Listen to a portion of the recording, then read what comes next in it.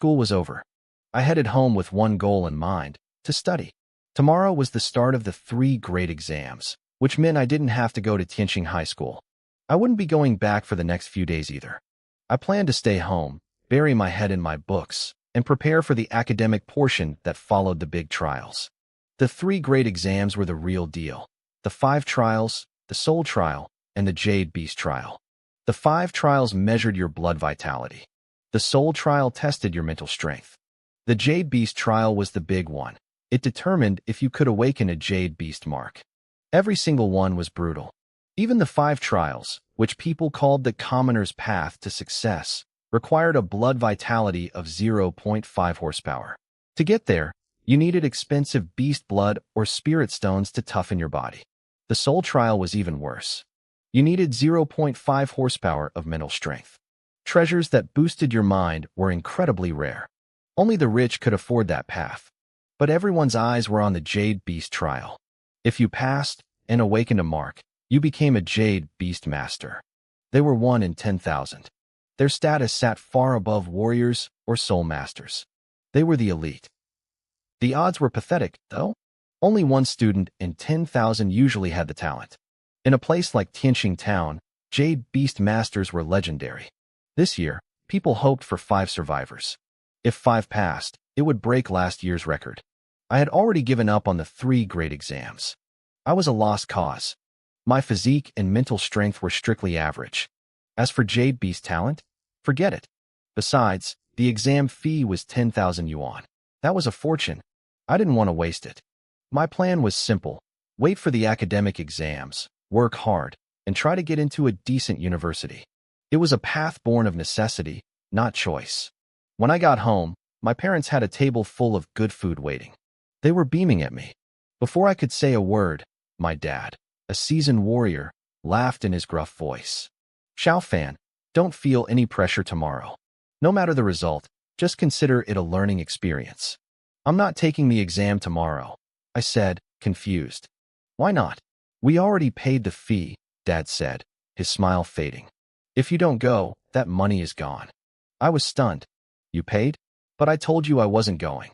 "Dad, I don't have a chance. We aren't rich. That 10,000 yuan could feed us for a year. I'll need that money for university tuition." Dad waved me off. "Xiaofan, things are tight, but we aren't so poor that we can't afford this. Even old Zhang's kid is participating. Old Zhang keeps bragging his kid will pass the 5 trials, but I don't believe a word of it. Don't worry about the money. Just go and try. What kind of kid skips the 3 grade exams and goes straight to academics?" "But enough," Mom interrupted, ushering us to the table. "Stop arguing and wash your hands. Eat." She gave me a look of encouragement.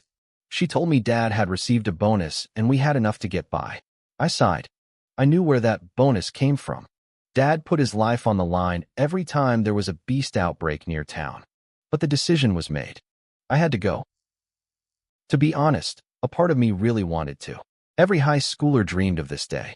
The next morning, I arrived at school early, but the place was already packed. The classroom was buzzing. Fatchen saw me and waved. "I thought you weren't coming. What happened?" "My dad signed me up," I said with a shrug. "Might as well try. You never know." Fatchen and I had been friends since primary school. He was a solid guy. His family was well off, and his dad had bought him enough beast blood and spirit stones to push his blood vitality to 0.5 horsepower. He actually had a shot. The teacher walked in, gave us a quick briefing, and handed out our exam numbers. Then, we were led to the field. The entire school was divided into sections. The process moved fast. You did the blood test, the mental test, and the awakening test one after another. As the morning went on, about 20 students passed the Soul Trial. The school leaders looked pleased. Over half had passed the 5 trials. A few even hit 1 horsepower in vitality. Zhang Hua from the next class was acting like a king. His vitality was 1.5 horsepower, the highest in the school. He was guaranteed a spot in a top-tier martial arts academy. People were flocking to congratulate him.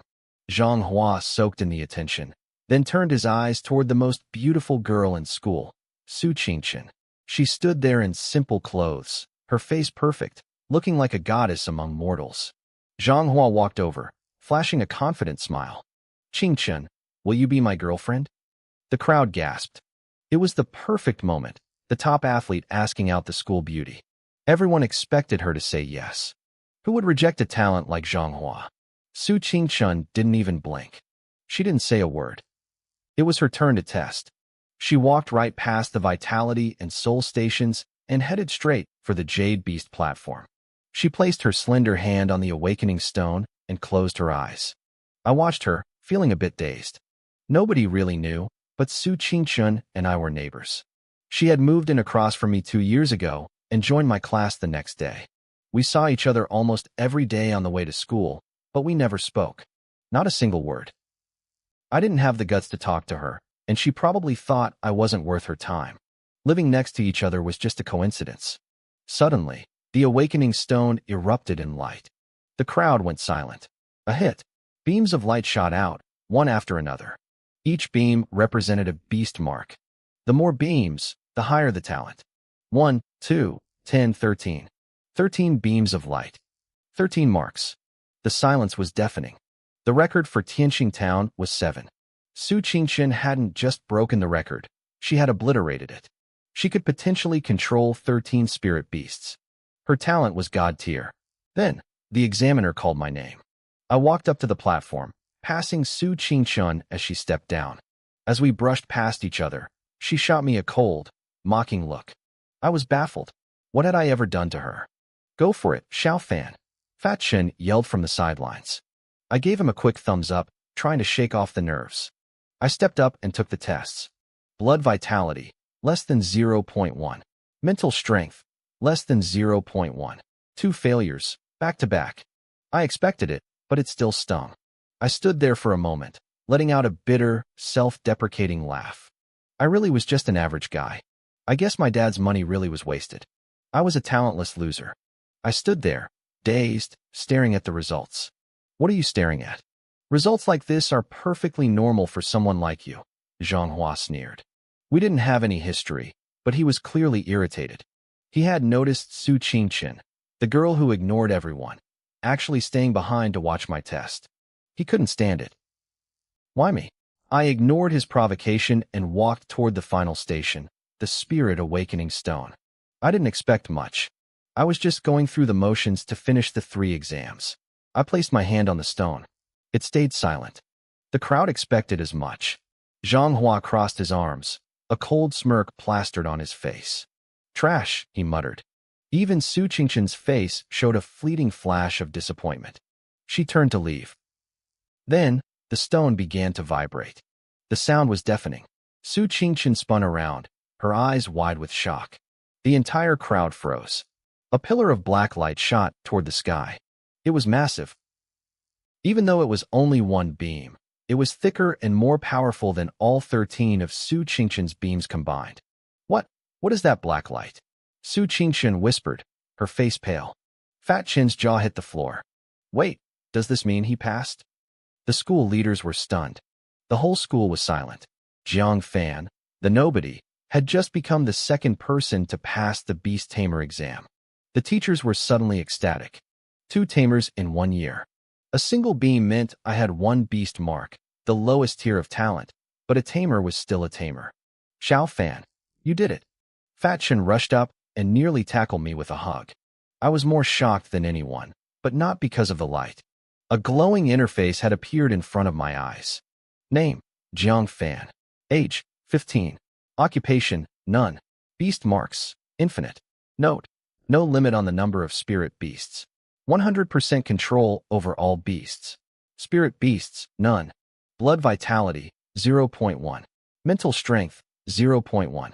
Wealth, 0.5. Infinite marks? Total control? I looked at the black pillar of light again. It wasn't actually black. It was every color in the world fused together so densely that it appeared dark. Su Ching-chun broke records with 13 marks, and I had infinite. My skin crawled with excitement. My luck had finally changed. As I walked down with Fat Chun, I crossed paths with Su Ching-chun again. She gave a faint, cold smile. Pretty lucky. I didn't say anything. I didn't even know what her problem was. Fat Chun, however, was dying of envy. Xiao Fan, you're acting so cool now. The school goddess talks to you, and you don't even blink. We passed Zhonghua, who was still standing there like a statue. This is impossible, he stammered. I looked at him and smirked. You said I was trash. What was that other thing you said? That I'd never make it. Zhonghua froze. The entire school was watching. They had all heard him mocking me earlier. His face turned bright red. Zhonghua, why are you quiet now? Weren't you the top student in the physical exams? Someone shouted. Top student is nothing compared to a beast tamer. The people who were just kissing Zhonghua's boots a minute ago were now tearing him down. That was the power of a beast tamer. I was a 1 in a million talent now. My future was limitless. They wanted to be on my good side. I'm sorry, Zhonghua muttered, looking at the ground. I shouldn't have laughed at you. Please forgive me. What? I didn't hear you, I said, leaning in. I was wrong. Please, just let it go, he yelled, his voice trembling. He had to submit. There were only a few tamers in the whole town. He couldn't afford to offend me. Next time you see Xiao Fan, you take the long way around. Got it, Fat Chin barked. Zhonghua nodded humiliatedly. I shrugged it off. I had bigger things to worry about, like figuring out this system panel. I went home, but my parents weren't back from work yet. I sat down and pulled up the interface. A notification popped up, newbie gift pack received. Open. I clicked it. Reward, 1 free evolution. Route, any. Reward, Spirit Beast Encyclopedia. New task triggered. Become a hidden beast tamer and shock the world. Requirement. Use the evolution within 10 minutes or the gift pack will be reclaimed. 10 minutes? I panicked. Where was I supposed to find a spirit beast in 10 minutes? Usually, people bought expensive beast eggs or cubs for their first contract. Even the cheapest egg cost 50,000 yuan. My family didn't have that kind of money, and even if we did, I couldn't get one in 10 minutes. Then, my eyes landed on my dad's pet parrot. It was a mangy, half-bald bird he'd rescued from a fire. It was ugly, annoying, and I hated it. But it was the only living thing in the house. Can a normal animal be evolved into a spirit beast? The timer was ticking down. I gritted my teeth. System. Use the evolution on this guy. Ownership confirmed. Evolution starting. A new panel appeared for the bird. Name, Baldy Parrot. Level, Mortal. Talent, Trash. Combat Power, 5. Special Skill, Taunt. 100% chance to draw aggro from enemies with low mental strength. My face sold. Trash talent? And its only skill was making people want to kill it? I was about to lose my mind when the system chimed again. Free evolution successful. Results, Baldy Parrot. Level, Grade 1. Combat Power, 10. Speed, 80. Skill, Taunt, upgraded. You idiot. Big idiot. Super big idiot. The parrot shrieked at me, flapping its wings. My eye twitched. The skill worked perfectly. I already wanted to strangle it. I sighed, realizing I had just become a master of evolution, starting with the world's most annoying bird. If it weren't for the fact that this stupid bird was my only spirit beast, I would have strangled it right then and there. I ignored its screeching and looked back at my system panel. At the bottom, I noticed a plus button. I tapped it, and a few lines of text flickered into view. It turned out I could exchange wealth points for growth points at a 10:1 ratio. 10 yuan for 1 point. To get 1,000 growth points, I'd need 10,000 yuan. I checked my phone. I had exactly 50 cents in my digital wallet. My dad had already scraped together 10,000 yuan just to get me into the big 3 exams. I didn't have the heart to ask for another penny. I sighed and headed out to take the trash to the bins. That's when I ran into Su Qingqing coming back home. I froze. She looked at me, confused, but I wasn't looking at her face. A translucent attribute panel had appeared right next to her. Name, Su Qingqing. Age, 15. Profession, Beastmaster. Spirit Seals, 16. Talent, top tier. Then the system scrolled down to her other features. It listed her beauty as world-class, and her body as a golden ratio. It even gave me specific measurements that made my face heat up. 38D? No way. She didn't look that big. I shook my head, trying to focus. My system was giving me a full encyclopedia of spirit beasts on everyone I saw. Behind her, 3 more panels popped up for her beasts. A Grade 1 Blazing Flame Fox, a Grade 1 Thunder Wolf, and a Grade 2 Dragon Mastiff Pup. Everyone knew she was a genius, but nobody knew she already had 3 beasts. Being a grade 2 beast master at 15, with 16 spirit seals was unheard of. What are you staring at? Su Qingqing snapped. Her face flushed red as she realized where my eyes were wandering. Pervert. She shifted her body, covering her chest with her arm, and tried to brush past me. Wait. I blurted out, my eyes fixed on the panel for her dragon mastiff. There's a hidden evolution path for that one. You're taking the wrong route. She stopped dead. What did you say? For a beastmaster, the words special evolution are like gold. Everyone wants their beast to find that rare, hidden path to power, but only grandmaster-level evolvers can usually spot them. Nothing, I said, catching one last glimpse of her golden ratio before hurrying downstairs. I was sure of it now. My system was the real deal. Su Qingqing watched me go, her expression unreadable. She actually did have a dragon mastiff, and a grandmaster had once told her it had special potential.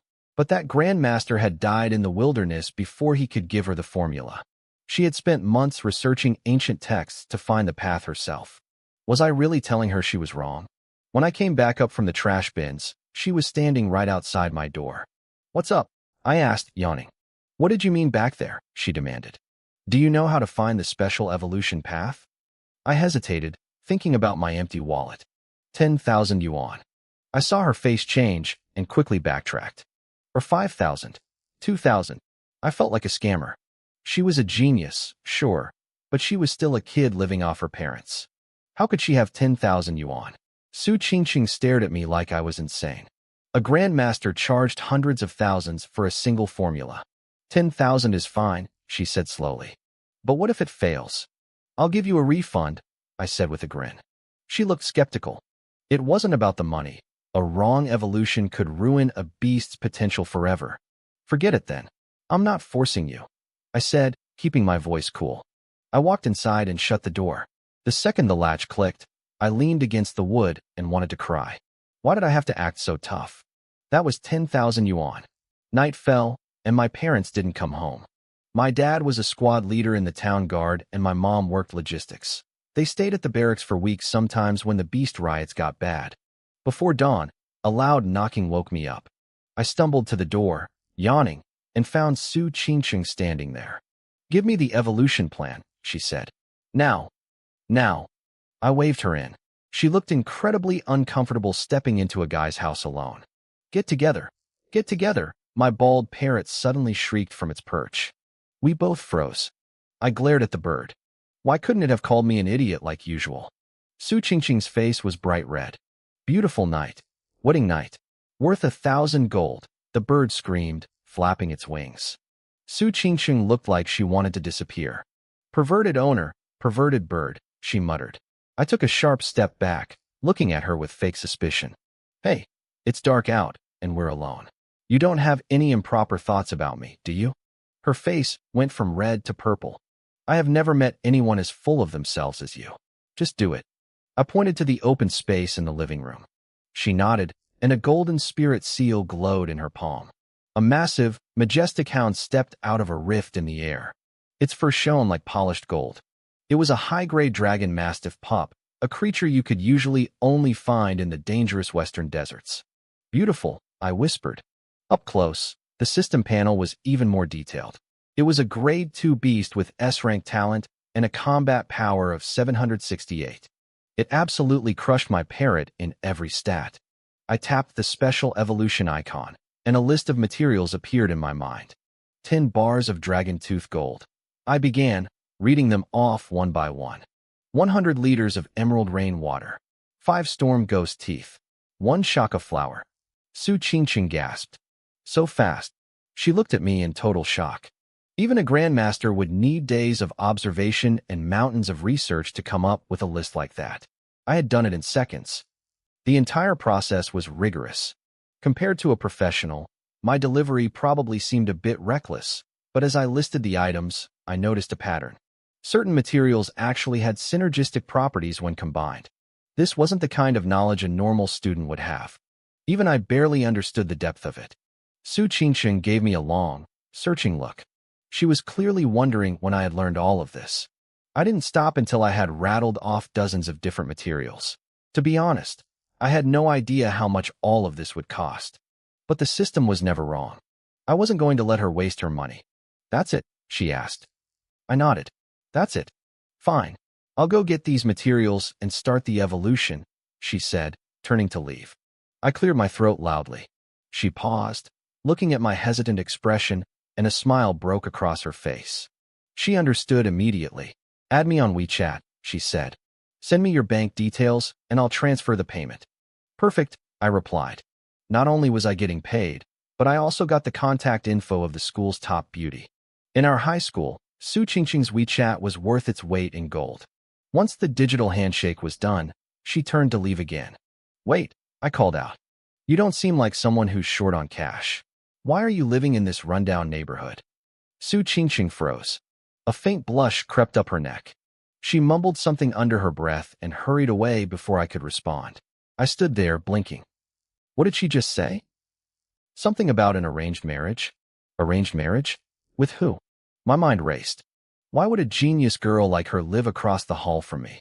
Was she betrothed to that skinny guy from Uncle Wang's place upstairs? He was the only other person my age in this building, a total loser who couldn't find a job after graduation. Damn it, that's not fair. I yelled at the ceiling. Outside the building, Su Qingqing heard my cry. Her face flushed with a mix of anger and embarrassment. Was the idea of being engaged to her really that upsetting to me? The next morning, a notification chimed. Su Qingqing had transferred the money. My system wealth jumped by 10,000. I scrambled out of bed, tossing my messy tissues aside. It was time to level up. My parrot was different from Su Qingqing's beast. It didn't have multiple evolution paths listed. I wasn't sure if the feature wasn't unlocked yet, or if the system had already picked the absolute best route for me. Either way, I spent the full 10,000 on growth points. A ghostly green light erupted from the bald parrot. Its feathers began to shimmer like crystals, illuminating the small room. The bird started to grow, its body swelling until it easily snapped the wire cage I'd kept it in. It reached a foot in height. Its eyes turned wild and piercing, and its talons grew into serrated blades that sliced through the floor tiles like butter. But its head was still completely bald. I pulled up its stats. It was now a grade 2 beast. Its talent had jumped from trash to F rank. Its power had spiked to 288. It was still weak compared to Su Qingqing's Mastiff, but its speed was impressive. Then I saw the upgraded skill, Taunt.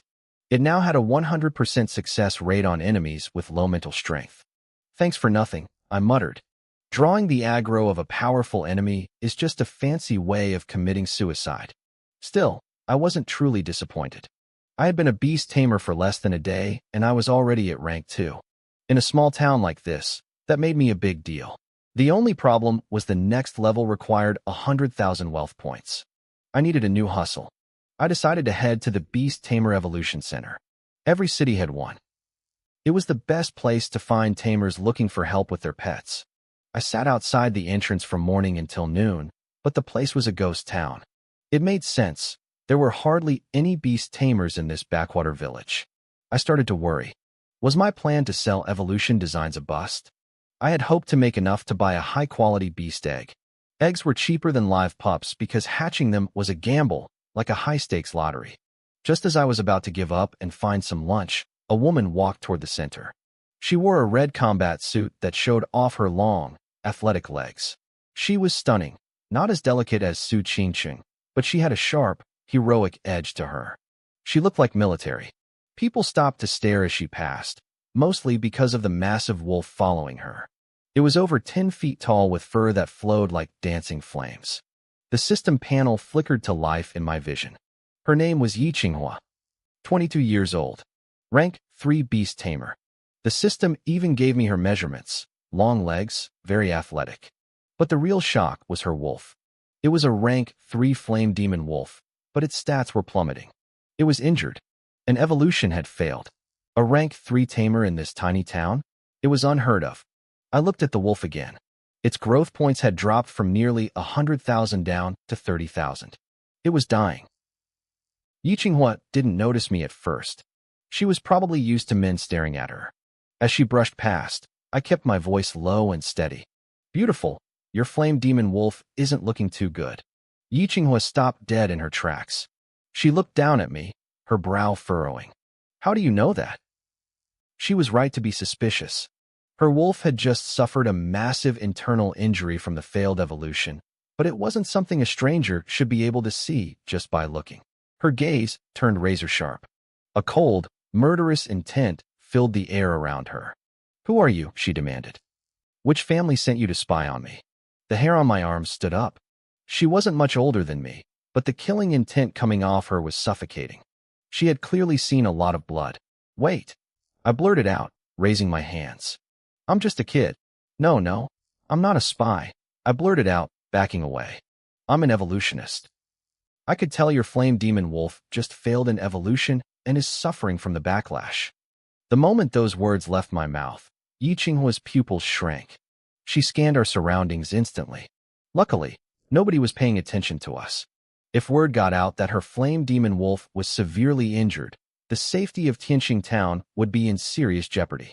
Without a word, she grabbed my hand and dragged me straight into the local trading center. She bypassed the main floor and headed for the VIP rooms. Her status clearly wasn't ordinary. She pushed me onto a bed inside the private room and leaned over me, her eyes filled with suspicion and urgency. I immediately gripped the edges of my pants, looking at her with pure resolve. Don't try anything crazy, I warned. I'm a decent guy. I'll die before I let you take advantage of me. Yi Qinghua froze. She realized how compromising her position looked, and a flash of shyness crossed her face. She quickly straightened up and regained her composure. Who are you really? She demanded. I told you. I'm an evolutionist, I said, feeling exhausted. Impossible, she snapped. There's no such thing as an evolutionist as young as you. And even if there were, they wouldn't be in a backwater place like Tianqing town. I was born and raised here, I countered. Where else would I be? She looked even more confused. She had done her homework before coming here. According to the captain of the local guard, Tianqing town only had one rank 2 beast tamer and absolutely 0 evolutionists. You said my wolf failed its evolution, she said, narrowing her eyes. How could you possibly see that? I gave her a weird look. Did you forget already? I just told you. I'm an evolutionist. She shook her head.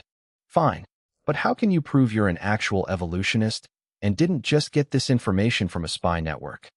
I can give your beast a customized evolution plan right now, I said with a confident smile. She's stunned. She looked me up and down again, her doubt growing. To see the evolution path of a rank 3 beast, one would have to be an evolution grandmaster. I looked way too young for that title. Fine, I said calmly. Manifest your beast. In this world, manifesting a beast didn't mean summoning the whole creature into a small room.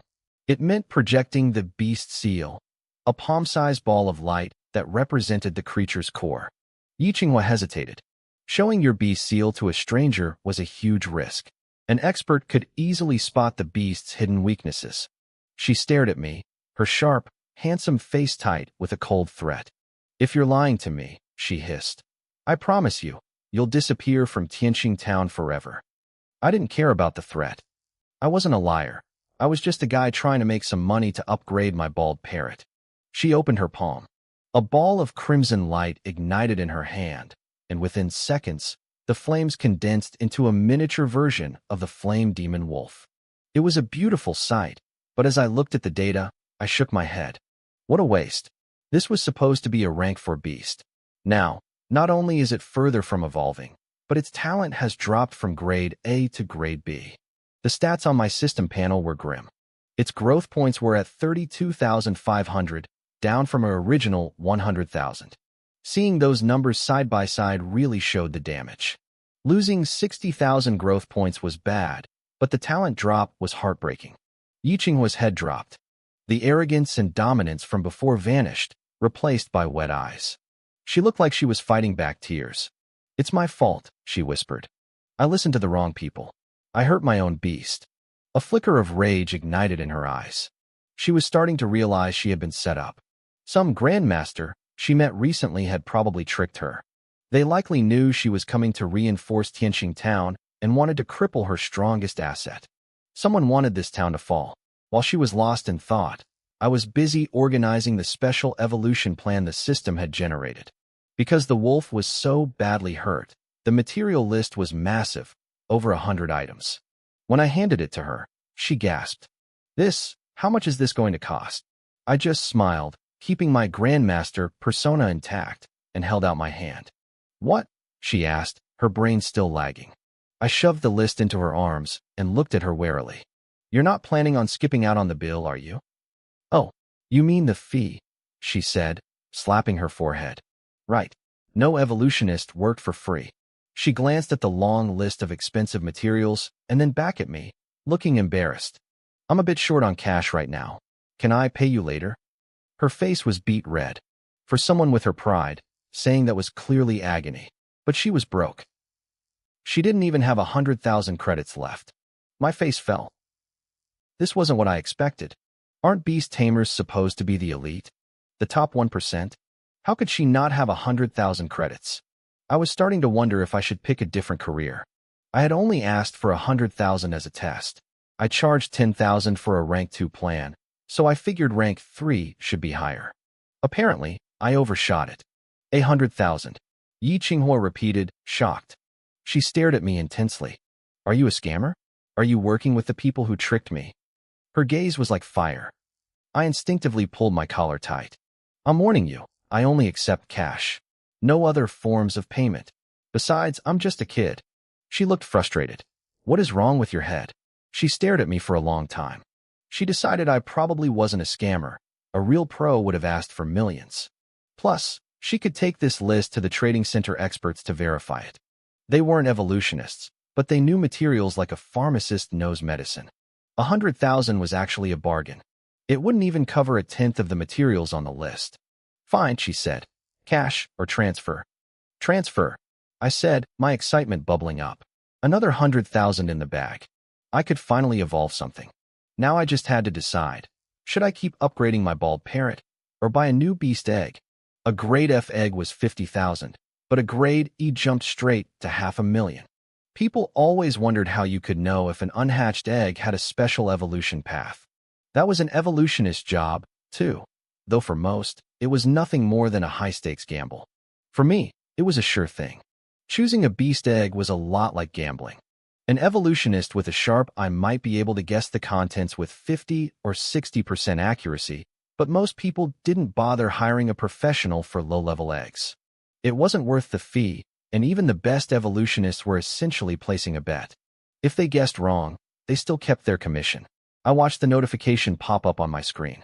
Yi Qinghua's transfer had cleared. My wealth had increased by 100,000 credits.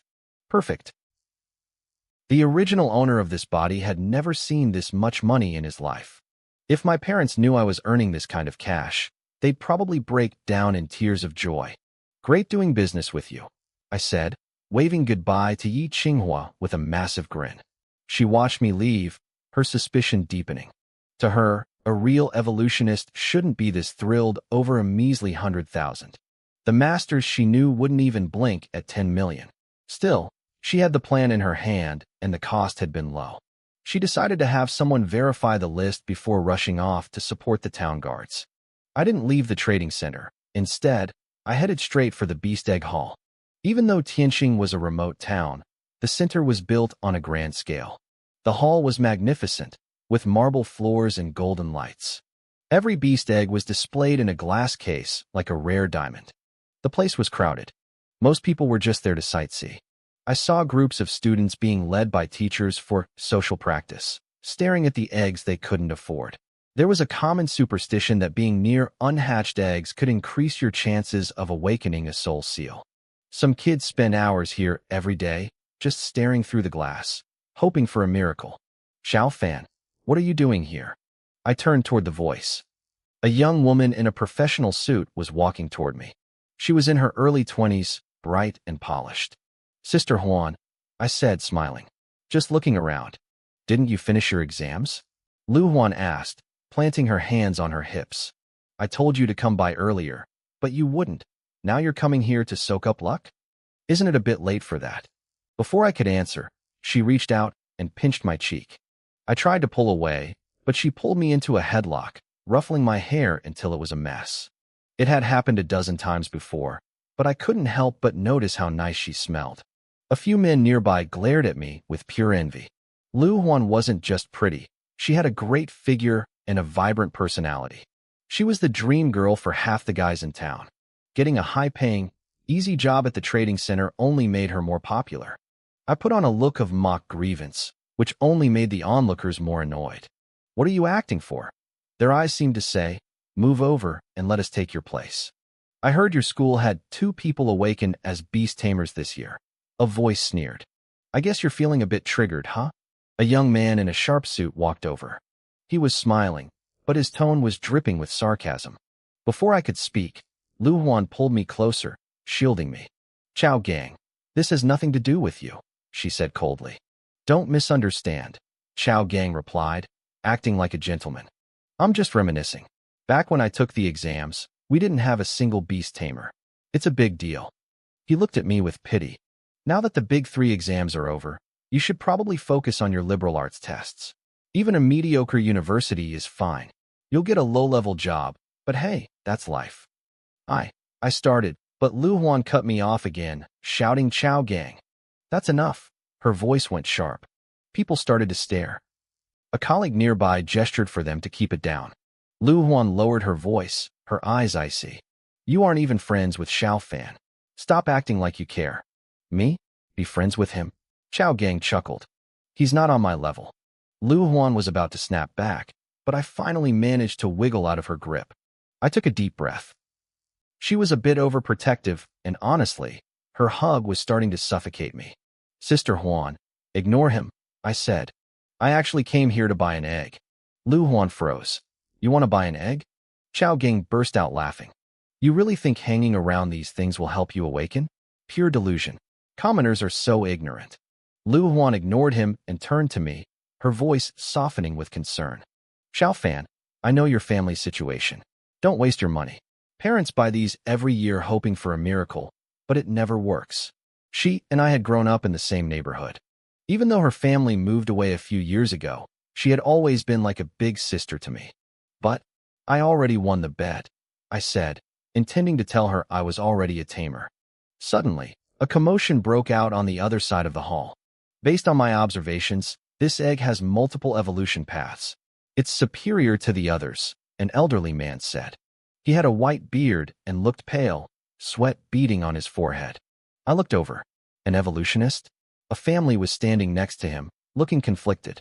Chao Gang immediately lost interest in mocking me and hurried over to them, wearing a flattering smile. Master Jiang is the top expert in Tianxing Town, Chao Gang told the family. If he recommends it, you can't go wrong. Look at the luster on this rank 1 egg. It's clearly special. The old man shook his head weakly. I'm no evolutionist. I was just a rank 3 soul master in my youth. My mental strength is slightly higher than average, allowing me to peek through the shell. My word is just a reference. You're too modest, Chao Gang insisted. The F-grade egg you picked for my family had 17 different evolution paths. The crowd gasped. 17 paths for an F-grade was incredible. Usually, you had to pay a fortune for a pre-hatched beast to get those kinds of stats. Finding that in a random egg was like hitting the jackpot. The family's eyes lit up as they stared at the egg. It was partly luck, the old man said, catching his breath. Actually, I spoke up, my voice cutting through the chatter. I think the one next to it is much better. The crowd went silent. They turned to see me standing at the back, peeking over people's shoulders. Xiao Fan, Lu Huan hissed, grabbing my sleeve and trying to pull me back. Don't talk nonsense. The middle-aged man from the family looked confused. But Master Jiang already rejected that one. He said the quality was the worst in the batch. Is that so? I whispered. In my vision, data panels were floating over the eggs on the counter. The egg Master Jiang recommended. Beast, Fire Spirit Mouse, rank 1, evolution paths 3, potential low. The egg I was pointing at. Beast, Lightning Snake, rank 1, evolution paths 35, potential high. To my beast illustration system, a mere eggshell was nothing. I could see everything. Master Jiang looked at me, his face flushing with anger. Where did this brat come from? This lightning snake egg looked plain and unremarkable. It had none of the spiritual glow people usually looked for. Compared to the fire spirit mouse egg, it looked like a dud. Chao Gang let out a cold sneer. Master Jiang, please don't be angry. This kid is just a student from Tianqing High. He's a loser who failed all 3 major exams. He's just flapping his gums to get attention. The crowd's faces darkened as soon as they heard I was a failed student. Even the middle-aged man from the family looked furious. What is a student doing giving advice here? A rank 1 beast egg costs 500,000 credits. If we pick a low-quality one because of you, can you take responsibility for the loss? Beside him, a young girl about my age gave me a look of pure disdain. There are only 2 beast tamers in your entire school this year. Did you really think you were one of them? Come back and talk when you actually have a beast. She had clearly just passed her exams and awakened her beast seal. To her, someone like me was beneath notice. I just smiled and shrugged. I'm just sharing my perspective. The choice is yours. There's no need for the insults. You? A perspective? Chao Gang mocked. Who do you think you are? The crowd followed his lead, hurling accusations at me. They called me a smooth-talking brat and told me I was wasting everyone's time. Lu Huan saw the situation spiraling out of control. She knew Chao Gang was intentionally making me a target. I'm so sorry, everyone, she said, stepping in front of me. My brother doesn't know how the market works. Please, forgive him. Seeing her defend me only made Chao Gang more jealous. Lu Huan, don't let him come to the trading hall anymore. If he offends a high-profile client, can you handle the fallout? Lu Huan started to panic. If I kept being stubborn, she wouldn't just lose her job. I'd be in serious trouble with the trading center. This place was run by the Federation and guarded by powerful warriors. Worse, Chao Gang had connections here. Xiao Fan, please, just listen to me and go home, she whispered. I knew she was trying to protect me, but I actually came here to buy an egg. I looked at Chao Gang and smiled. How about a bet? Let's see which egg is actually better. Chao Gang laughed, delighted by my perceived ignorance. Fine. What's the stake? If I win, you give me this egg for free, I said. If I lose, I'll buy it at full price, and you get the commission. Lu Huan's face went pale. She thought I'd lost my mind. This wasn't some cheap F-grade egg. It was worth 500,000 credits. There was no way I had that kind of money.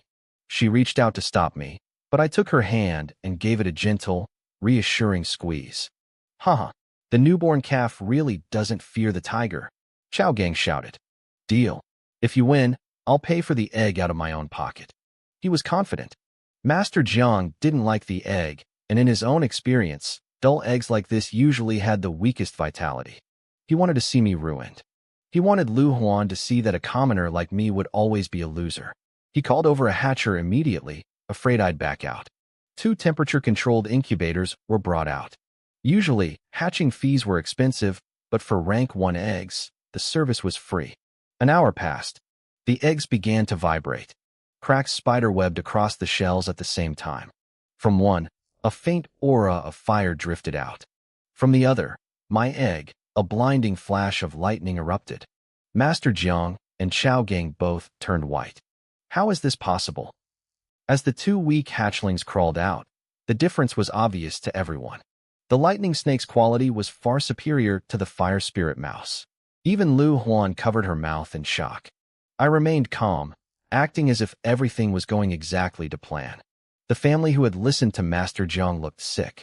Not only was the snake high quality, but the mouse they had almost bought was subpar, barely better than a common pet. I smiled and cupped my hands toward Chao Gang. Thanks for your generosity, Brother Chao. I'll be taking this lightning snake now. Chao Gang panicked. 500,000 was a massive sum. He'd only been working a few years and spent his money fast. He'd have to beg his family for the cash, and they would kill him for losing a bet this stupidly. Xiao Fan, how did you do that? Lu Huan asked, her eyes wide with wonder. Luck, I lied with a humble grin. I just had a feeling about this one. The crowd sighed. Luck, it had to be. But Chao Gang's face was twisted with rage. He couldn't believe I'd gambled that much on mere luck and won. Suddenly, someone in the crowd shouted, I'll give you 600,000 for that lightning snake hatchling. I blinked. I didn't realize people would bid on the spot. 600? Don't be cheap. Another voice boomed. A hatchling with this much potential is worth at least 800,000. Kid, I'll take it for 800. A burly, rugged man stepped forward. He smelled of blood and iron. I could tell immediately.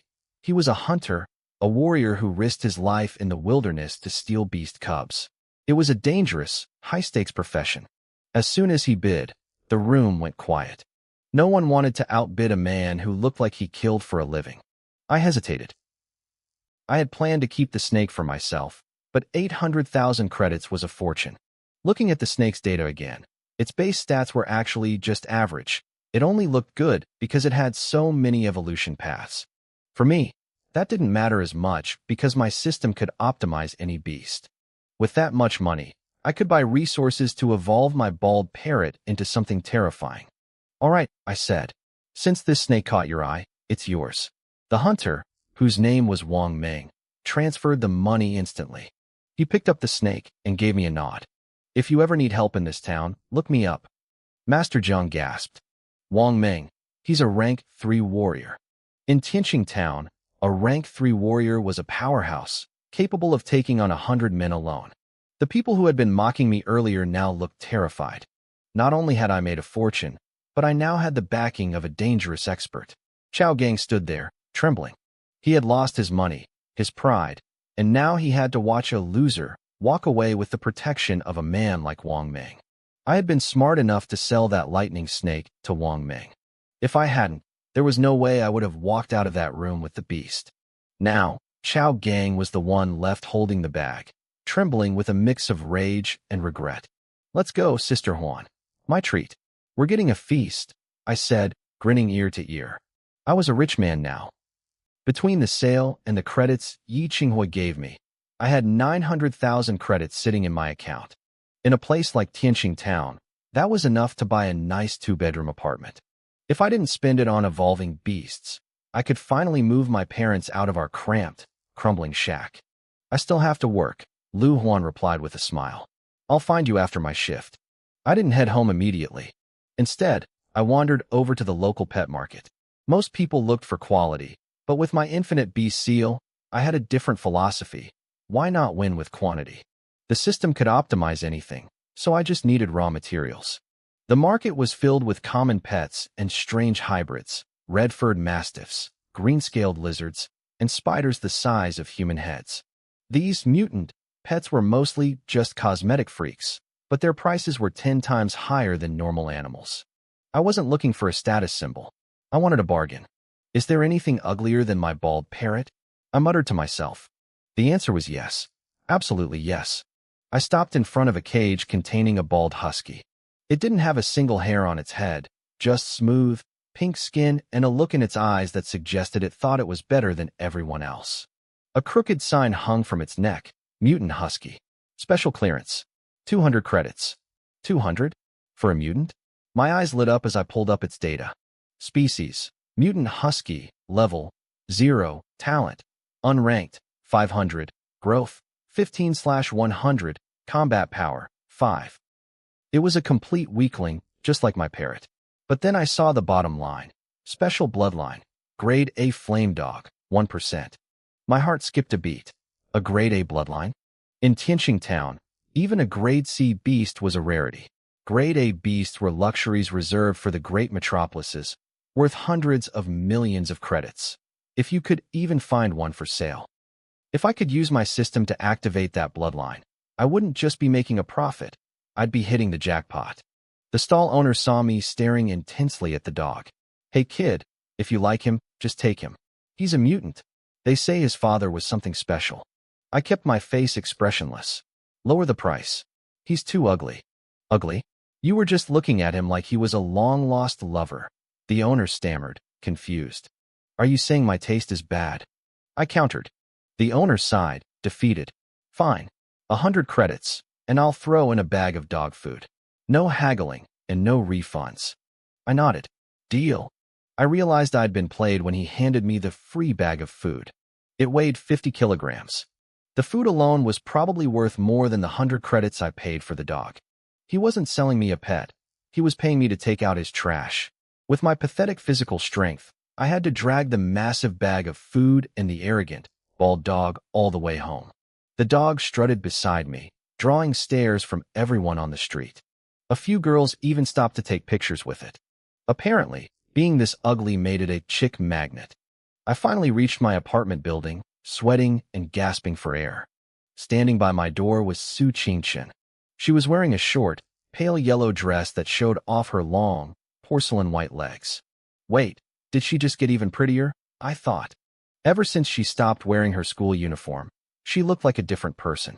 I couldn't help but wonder why she was engaged to that kid from the Wang family. Su Qingqian ignored my wandering eyes. She was used to my nonsense. She looked at the bald dog and the heavy bag of food. You bought a dog? Yeah. I wheezed, trying to heave the bag up the last step. Suddenly, my foot slipped. The weight of the 50-kilogram bag dragged me backward. I was going to tumble down the concrete stairs with a bald husky on top of me. I closed my eyes, bracing for a hospital visit. Instead, I felt my body go weightless. My back hit something soft and warm. Are you okay? Su Qingqian's voice was right in my ear. I could feel her breath on my neck. I opened my eyes to find her holding me around the waist with one arm, while her other hand effortlessly gripped the heavy bag of dog food. She didn't even look winded. I was stunned. Chen Wei had the strength of half a horse and barely passed his exams, but Su Qingqian was on another level. She looked delicate, but she was as strong as an ox.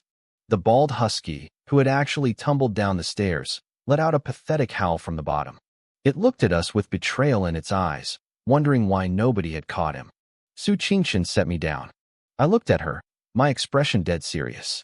Can I ask you a question? What is it? She asked, looking concerned. You have such an impressive figure, I said, gesturing vaguely at her chest. Why do you wrap yourself up so tightly? It's a waste. Her face turned bright red in a split second. Pervert. Slap. The sound echoed through the hallway.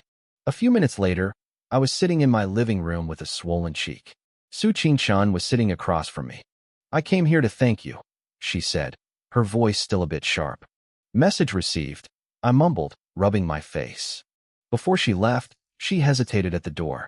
About the other day, your reaction to the news of the arranged marriage. Do you really have a problem with it? I thought about the golden boy from the Wang family and felt a sudden pang of jealousy. Of course, I said firmly. Times have changed. We should believe in free will. Arranged marriages are just parents forcing their will on their children.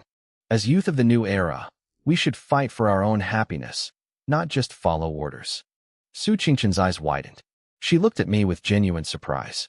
I realized she probably thought I hated the idea of being tied to her specifically. Little did she know, I was just annoyed that someone else was in the picture. She bit her lip, turned around, and walked away without another word. I watched Su Qingqian walk away, her back stiff with indignation. She clearly didn't agree with my stance. To her, arranged marriages were a common reality in Yuehua City, a way to cement family ties and political power. She probably thought I was living in a fantasy world, influenced by too many TV dramas and novels.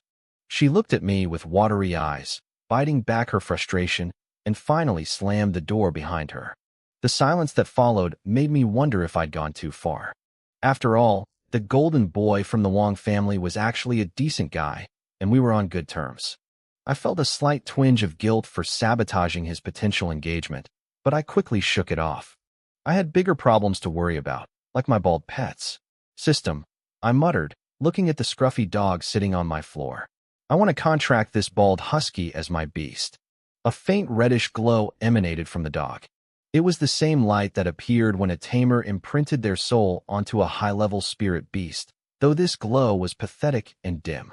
Asterisk ding. Bald Husky has become the host's beast. Asterisk. I checked its stats. It was bottom of the barrel. Level, mortal. Talent, unranked. Combat power, 5. It did have a tiny sliver of a special bloodline, a 1% trace of an A-rank flame fist. I didn't hesitate. I poured my resources into it. Evolve. Light swirled around the husky. Its body bulked up slightly, and its eyes took on a look of supreme arrogance, as if it suddenly believed it was invincible. Evolution successful. 10,000 credits deducted. The stats doubled, but they were still embarrassing. Its combat power was now 20. But it was the new skill that caught my eye. Intimidate. Apparently, it could scare enemies with lower mental strength just by looking at them with that "I don't give a damn" expression. This is useless, I groaned. One of my beasts was a taunting machine, and the other was a professional starer. The bald parrot started circling the room, flapping its wings and shrieking at the dog. Stupid dog. Big stupid dog. The husky's eyes turned cold. It let out a low, guttural growl that actually made the air in the room feel heavy. My heart started racing. My own mental strength was low, only 0.1, so even this weak skill was affecting me. I braced myself for a fight. Stupid dog. Ugly bald dog, the parrot screamed. Growling. The husky rumbled, its gaze intensifying. Come on, catch me if you can, you moron. 5 minutes passed. They just kept doing it. One screamed insults. The other just growled and stared. Neither moved an inch. My blood pressure spiked. I had two top-tier idiots. One was a loudmouth. The other was a coward who only knew how to pose. If they ever got into a real fight, they wouldn't just be killed, they'd be humiliated. System, evolve the husky again, I commanded through gritted teeth. I'd already spent the money. I had to see this through. Even if it stayed a coward, maybe it could at least bully some weaker enemies if I pumped its stats high enough. Ding. Evolution successful. 100,000 credits deducted. The husky reached the good grade. Its combat power jumped to nearly 400. Still, compared to Su Qingxin's Dragon Lion Cub, this was garbage. That was the gap in natural talent. An S-rank beast could crush almost anything at its level. But then I saw it. The special bloodline purity had jumped to 2%. My heart skipped a beat. If 10,000 credits equaled 1% purity, then 1 million credits could turn this scruffy dog into an A-rank flame dog. In the big cities, an A-rank cub cost hundreds of millions. I could create one for a fraction of that. This changed everything. I could buy cheap, broken pets and turn them into gods. I pushed the excitement down. I didn't have that kind of money yet. The priority was getting both the parrot and the dog to rank 3. System, continue evolution. While I was busy in my living room, 50 kilometers outside Tianqing town, a bloodbath was unfolding. A 1,000-man garrison was desperately trying to hold back a tide of over 200 fierce beasts. Martial artists, with me. Everyone else, cover us with firebombs, a commander shouted. He was a rank 3 warrior, his silver spear whistling through the air as he impaled a wolf beast the size of a small truck. My father, Old Lin, was in that mess. He wasn't a regular martial artist who had graduated from an academy. He was a self-taught rank 1 warrior who had clawed his way up through sheer grit and near-death experiences. Old Lin, don't push too far. There's a rank 2 beast ahead, his friend shouted over the roar of battle. Old Lin didn't slow down. He could feel the crushing pressure of the rank 2 beast nearby, but he couldn't retreat. If the line broke here, the beast tide would wash over Tianqing town like a flood. He grit his teeth and charged forward into the chaos. Old Lin cut down a rank 1 beast, but as he looked up, he came face to face with a rank 2 monster. For the first time in his years with the garrison, he felt the icy grip of death. His throat went dry. He swallowed hard, thinking of me back in Tianqing town. He probably pictured me studying hard for my exams, safe and sound. He always told me that being an ordinary person was fine. It was a hard life, but it was a safe one. He gritted his teeth, his face hardening with desperate resolve. Kill, he screamed, charging toward the terrifying tiger beast with his blade raised high. His friend, Old Zhang, watched in horror, but he was pinned down by other monsters. Even the commander was busy fighting a rank 3 beast and couldn't break away. Everyone knew it. Old Lin was a dead man. The tiger beast looked at Old Lin with pure disdain in its golden eyes. It let out a roar that shook the earth and raised a massive paw to crush him into the dirt. Just as the blow was about to land, a streak of fire tore through the air. The impact was instantaneous. A massive hole was burned right through the rank 2 beast. A wolf, even larger and more terrifying than the tiger, stepped in front of Old Lin. It let out a thunderous howl that sent dozens of surrounding beasts scrambling back in terror. The momentum of the entire beast tide was shattered in a single moment. Old Lin stood there, stunned. The intense heat from the wolf had instantly evaporated the cold sweat on his skin. Fall back. I'm taking over, a voice said. It wasn't loud, but it commanded the entire battlefield. Old Lin looked up, his eyes wide. A beast tamer, you're finally here. The commander was ecstatic. Reinforcements from Moonlight City had arrived. But as he looked at the wolf, he realized something was different. Its aura was too strong, its body too massive. This wasn't a rank 3 beast anymore. It looked like it had evolved to rank 4. A rank 4 beast tamer was a powerhouse even in the big cities. The wolf roared again, and a sea of crimson fire erupted from its jaws. It wasn't a fight anymore, it was a slaughter. The fire turned the ground to ash, and the beast's screams filled the air. 200 monsters were wiped out in minutes. We won, the soldiers cried, weeping with relief. They had been ready to die, but one woman had changed everything. One powerful beast tamer was worth an entire army. Old Lin approached the woman, his heart still racing. He owed her his life. He thought of his wife and me, realizing how close he'd come to leaving us behind. Yi Qinghua barely looked at him. Are you Yi Qinghua? The commander asked, stepping forward with deep respect. She nodded, but her first question caught everyone off guard. There is an evolution grandmaster in this town. Why wasn't I notified? The commander froze. A grandmaster? Here. He'd lived in Tianqing town for decades and had never heard of such a person. He's very young. Yi Qinghua continued, her brow furrowed. Maybe 17 or 18. Handsome, wearing ordinary clothes. You really haven't seen him? The soldiers swapped confused looks. A grandmaster at 18? It sounded impossible. To be an evolutionist, you needed massive amounts of knowledge and mental power. The only expert they knew was an old man named Jiang. Old Lin listened, feeling a strange sense of irony. 17 or 18. That was my age. He sighed. If only his son was a grandmaster, he'd be the happiest man alive. Meanwhile, back at my place, the system chimed. The evolution was a success. I looked at my pets and blinked. The bald parrot was now 5 feet tall. Its feathers were a brilliant emerald green, and beneath them were shimmering, rock-hard scales. Its claws looked like they could tear through steel. When it flapped its wings, the wind nearly blew my furniture over. I checked the stats. Both the parrot and the dog were now rank 3. The dog's flame bloodline had jumped to 12%, and its combat power was off the charts. The parrot had even gained a taunt skill that could force enemies to focus all their hate on it. Everything was perfect, except for one thing. System, I muttered, staring at them. Why are they still bald? Apparently, some things were just incurable. I checked my balance. I had 780,000 credits left, but the next evolution required a full 1,000,000. I needed another big client, but beast tamers were rare in a small town like this. My phone buzzed. It was Sister Huan. I'm downstairs, she said. Dinner's on me. I didn't need to be told twice. I headed down and saw a sleek new car parked by the entrance. Lu Huan waved at me, wearing stylish sunglasses. You bought a car? I asked, impressed. Just a little something to get around, she said with a grin. 230,000 credits.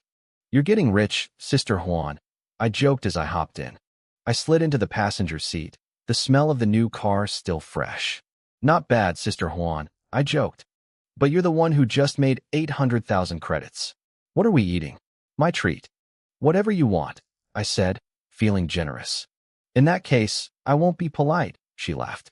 Her driving was an experience. She only stalled the engine 3 times before we arrived. But when she pulled up, I blinked. It was a rundown little shop I knew all too well. Sister Huan, I said I'd buy you something nice. Why here? This was Olga's place. She used to bring me here before she went off to college 7 or 8 years ago. I still came here often. The food was average, but the price was unbeatable. In a world where a bowl of noodles cost 15 credits, Olga still sold them for 5. You even got a tea egg if you were lucky. Olga himself was a man in his 60s who always looked like he was halfway through a nap. He was a bit of a rogue, always teasing Sister Huan back in the day, but he had a good heart. To me, this is the good stuff, she said, hopping out of the car. I've missed this taste. We walked in, and sure enough, Olga was dozing behind the counter. Business is booming, and you're sleeping, Olga? I shouted. He cracked an eye open and grinned when he saw us. Oh, if it isn't little Huan. You're getting prettier every day. I rolled my eyes. I was the one who called out to him, but the old lecher only had eyes for her. Your business is still the same, Sister Huan noted, looking at the empty tables. Hardly anyone here. Old Gua sighed. Young people like those flashy restaurants now. They don't want to come to a dump like this. He's talking about you, I teased, yet you're still here. With a big customer like you coming 3 times a week, I'm doing just fine. Old Gua retorted with a chuckle. All right, Old Gua, bring us the best you've got, I said. I'm paying. As we sat down, Sister Huan leaned in, her eyes bright. Xiaofan, did you hear? The garrison won a massive battle. They wiped out 200 beasts outside the city. That impressive? I asked. I'd been too busy with my birds and dogs to check the news. My dad should be coming home soon, she whispered. Word is, a high-ranking beast tamer helped them. Someone who reached rank 4 after getting advice from a hidden master right here in Tianqing Town. I paused. A hidden master? Exactly. It happened at the trading center. Most people don't know, but since I work there, I hear things. Old Gua walked over with 2 steaming bowls of noodles. A hidden master in our little town? That's news. My mind raced. Long legs? Flame demon wolf? Wait, was it Yi Qinghua? Sister Huan stared at me, her chin resting on her hands. How did you know? She didn't wait for an answer, shifting the topic. Anyway, I should criticize you. Why did you offend Chao Gang? The Chao family is powerful here. They won't let this go. I'm not afraid of him, I muttered, slurping my noodles. She sighed. You haven't entered society yet, Xiaofan. You don't know how vicious people can be. The Chao family runs half the trading center. Even the old man, Elder Jiang, is close with them. You embarrass them both. How can a regular person like you fight back? Old Gua chimed in then. Huan, you've gotten timid. The Chao family is only big in this tiny pond. Outside of Tianqing Town, nobody knows who they are. Old Gua, don't encourage him, she snapped. You stay in this shop all day, you don't know the world. I know enough, the old man said proudly. If things get bad, Fan can just follow me. I know a few secret martial arts techniques. I could teach him. I suppressed a smile. Old Gua had asked me to be his apprentice before, but I'd turned him down. He talked a big game for a guy selling 5-credit noodles. If you really protected him, that would be one thing, Sister Huan sighed. But you're always busy. Old Gua coughed, looking a bit embarrassed. Well, the shop is very busy. He looked at me seriously. But she's right, Fan. Don't pick fights unless you have the strength to win. I don't think they'd dare move against a beast tamer, I said calmly. Sister Huan groaned. Even if you were a beast tamer, the Chao family. Wait, did you say you were a beast tamer? Her eyes went wide. Even Old Gua stopped wiping the counter. Yeah, I said. 2 people from the high school passed the exam this year. I'm one of them. The shop went silent. They stared at me like I'd grown a second head. Is it that hard to believe? I asked. There were 2, Sister Huan whispered, processing it. Su Qingshun, who had 13 soul seals, and the other one who only had 1. That was you, I nodded. Actually, the rumors were wrong. Su Qingshun had 16 seals and was already rank 3. And me? I didn't have 1 seal. I had infinite seals. But I didn't need to tell them that. Xiaofan, you really are full of surprises, she said, her voice soft. She'd watched me grow up, always thinking I was just an ordinary kid. But do you even have a spirit beast? You shouldn't have sold that lightning snake to the hunter. I took a bite of my noodles and smiled. Don't worry, Sister Huan. I've already got that covered. I let a soft glow emanate from my palm. With a flash of light, my bald parrot flew out, circling Old Gua's cramped little shop, once before landing squarely on the table. Scam shop! Scam shop! The bird shrieked, its voice piercingly loud. Dirty and broken. Nobody comes here. Closing soon. Closing soon. Old Gua's face went dark instantly. A sudden, inexplicable surge of rage flashed in his eyes, and his hand instinctively gripped the kitchen knife on the counter. A second later, he let go, looking confused. He seemed shaken by his own sudden temper. Are you sure this is your spirit beast? Old Gua asked, his expression shifting to something strange. Yeah, I replied. I don't know, Fan. It looks like a common animal to me. Old Gua grumbled, narrowing his eyes. The parrot was large, but it lacked the aura of a spirit beast. It just looked like a regular bird with a bad attitude. My family used to keep a parrot just like this. Stop fooling around. Old Gua and Sister Huan shouted at the same time. Old Gua's usual calm was gone. He looked at me with a mix of sternness and genuine disappointment. You only have one soul seal. Don't you know that once a seal is occupied, you're stuck? Unless the beast dies in battle, forcibly removing it will damage your soul. Oh, is that how it works? I asked. I honestly didn't know. I hadn't bothered to research it because I didn't need to. With my infinite soul seals, the rules of normal beast tamers didn't apply to me. Old Guo was speechless with frustration. Sister Huan sighed, rubbing her temples. You're too reckless. You should have asked someone before making such a permanent mistake. I think it's fine, I said, trying to calm them down. I realized if I didn't show them something, they were going to lecture me into a coma. Even though he looks like a common bird, he evolves incredibly fast. He's already rank 3. The shop went silent again. Rank 3. Old Gua's jaw nearly hit the floor. He looked like I'd just told him the sun was made of ice. Yes. Rank 3, I confirmed. Old Gua and Sister Huan exchanged a look. They started rationalizing it to themselves. Maybe common animals were easier to evolve because they lacked the complex foundations of true spirit beasts. It made sense, in a way, but it was still a waste. No sane beast tamer would burn a precious soul seal on a common parrot. How strong is he? Old Gua asked. I looked at the parrot and smiled. Show them. The bird understood immediately. It opened its beak wide. Old Gua and Sister Huan tensed up, bracing for a devastating rank 3 elemental attack. Flat chest. Flat chest. The parrot screamed at Sister Huan. No one wants you. No one wants you. Sister Huan instinctively looked down at herself, then glared at me, her face turning bright red with fury. Am I really that flat? I broke into a cold sweat. I didn't say it. I think you're fine. Enough for a baby not to starve, at least. Barely enough, Old Gua added helpfully, throwing fuel on the fire. The parrot turned its head toward him. Scam shop. Closing down. Lonely old man. Creepy pervert. Old Gua's smile vanished. His face turned a sickly shade of iron blue. I winced. The bird had managed to offend everyone in the room within 10 seconds. I wanted it to show off its strength, not its special talent for psychological warfare. A cold, heavy atmosphere filled the shop. Sister Huan and Old Guo were staring at the parrot with eyes like ice. Even I felt a strange, suffocating pressure in the air. Hey, you two. I called out. They both snapped out of it, looking bewildered. They seemed confused as to why they were getting so genuinely angry at a bird. Xiao Fan, does this thing have any abilities other than insulting people?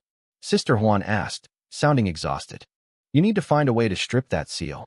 It's a waste. I just smiled and didn't explain. I finished my noodles and headed out, leaving Sister Huan behind to chat with Old Gua. As I reached the street corner, I looked back at the shop. My expression turned serious. Something was off. When those two got angry, they had leaked a very powerful aura. Their blood chi felt incredibly dense. I knew Sister Huan was talented, but Old Gua? His aura felt even stronger than hers. Was I imagining things? If he was that powerful, why was he selling 5-credit noodles in a rundown shop? He'd been here since I was a kid. Real-life experts didn't just hide in small towns to play at being commoners. That was the stuff of novels. Real power required constant struggle and resources. Inside the shop, Old Gua and Sister Huan were watching me through the window. I can't believe the kid actually awakened a soul seal, Old Gua sighed. But he wasted his talent. A common beast is still a common beast. Even at rank 3, it won't cut it. There are 7 new beast tamers in town this year, Sister Huan said, her tone turning professional. The evil sect is likely targeting them. Does the trading center have a plan? They only have one rank 3 martial artist here, Old Gua replied. But they're sending a rank 4 from Yuehua City to pick up their geniuses. If they have extra strength, they might protect the others. A rank 4? That's a big move, Sister Huan mused. But with the evil sect involved, it's risky. If they send a spirit master instead of a martial artist, we're in trouble. They kill without a trace. Old Gua nodded. And we can't ignore Su Qingqian. 13 soul seals, it's unheard of. I remember holding her when she was a baby. She's just like her mother. Her mother was a legend, Sister Huan whispered. 15 seals. She shocked the entire Federation before she went missing in the Shisha wasteland. The mention of the wasteland made the room feel colder. It was a place of endless sand, deadly beasts, and the dragon's nest, a ticking time bomb that could destroy the Federation at any moment. People went there seeking miracles, like true dragon eggs, but most were buried in the dunes. For the sake of a hero's daughter, Old Gwa said firmly, "We have to ensure she stays safe." "You're much more mature and stable now," Old Gwa said, looking at Sister Huan. "Back when you first joined the Dark Guards, you were a real rebel." Sister Huan rolled her eyes. "That was ages ago. Do we really need to bring that up? Besides, I've been wondering, why would someone like Su Qingqian stay in a dump like Tianqing Town instead of Yuehua City?" Old Gwa shook his head slowly. "I'm not entirely sure. I heard she's here to settle some sort of bad blood from the previous generation." "Bad blood?" Sister Huan's eyes lit up with gossip. "Like revenge? A family feud?" "Probably not," Old Gwa replied. "The Su family has plenty of experts. They wouldn't need to send her out alone for a hit. It's more personal." "Don't tell me it's an arranged marriage." Sister Huan smirked. Old Gwa actually spat out his tea. "I doubt it. I knew her father. He wasn't the traditional type, and he doted on that girl. There's no way he'd set her up with a fiancé, especially not some local old son-in-law in a backwater place like this." I didn't hear their conversation, of course. I was busy at the bird and flower market. I decided to invest in a new companion, and I ended up walking home with a cat. A bald cat. I was starting to wonder if I had a curse. Why were all the creatures I picked out hairless? First the parrot, now this. I'd spent an hour comparing a dozen stalls before settling on this specific mutant. Its stats were solid, even if it couldn't quite match my bald husky back at home. I looked at the data floating in my vision. It was a bald blue cat, spirit grade. Its talent was unrated, but it had a unique growth trait. For every 100 points of growth, its talent value increased by 10. It had decent strength and speed for its level, but the real kicker was its special skill, deep claw marks. They carried a mild toxin.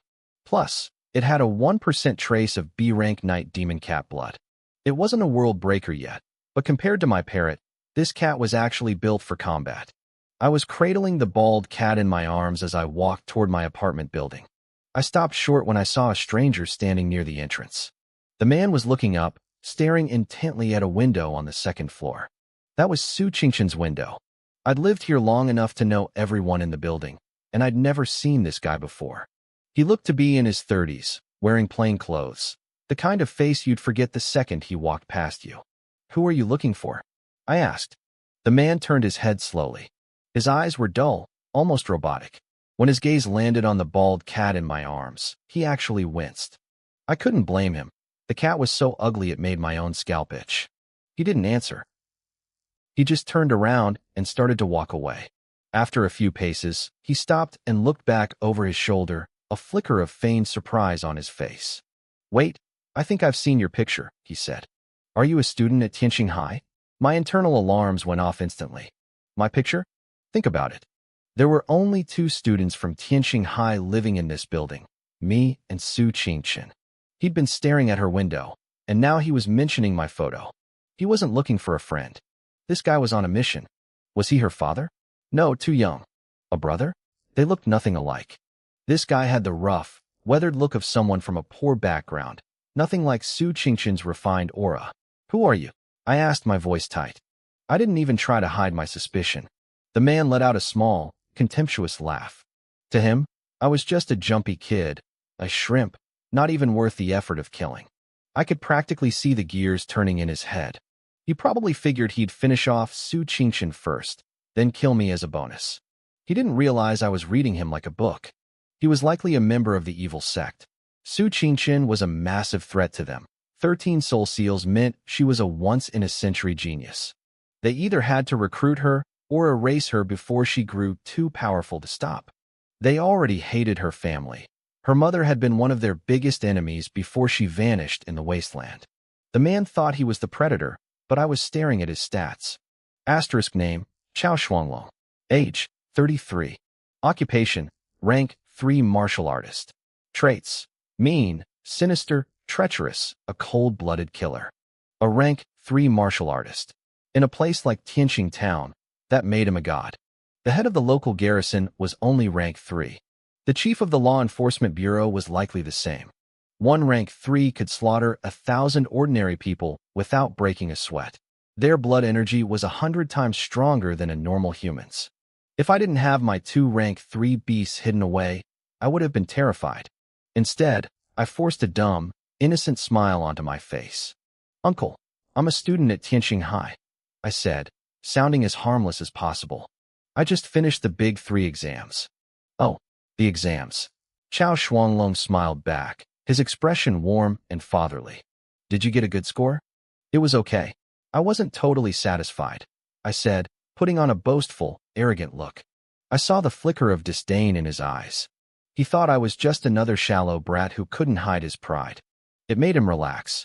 To him, killing a genius student with no life experience was the easiest job in the world. He was probably already wondering where to dump my body. "Actually," I said, leaning in like I was sharing a big secret, "I'm a beast tamer. I awakened a soul seal during the exams." Chao Shuanglong didn't even blink. "Is that so? Good for you." He didn't care. But his lack of reaction told me everything. A normal person would have been shocked to meet a beast tamer. The fact that he wasn't surprised meant he already knew. He had investigated me. "You don't believe me?" I frowned, acting offended. "I didn't say that," he replied smoothly. "You don't look surprised at all," I pressed.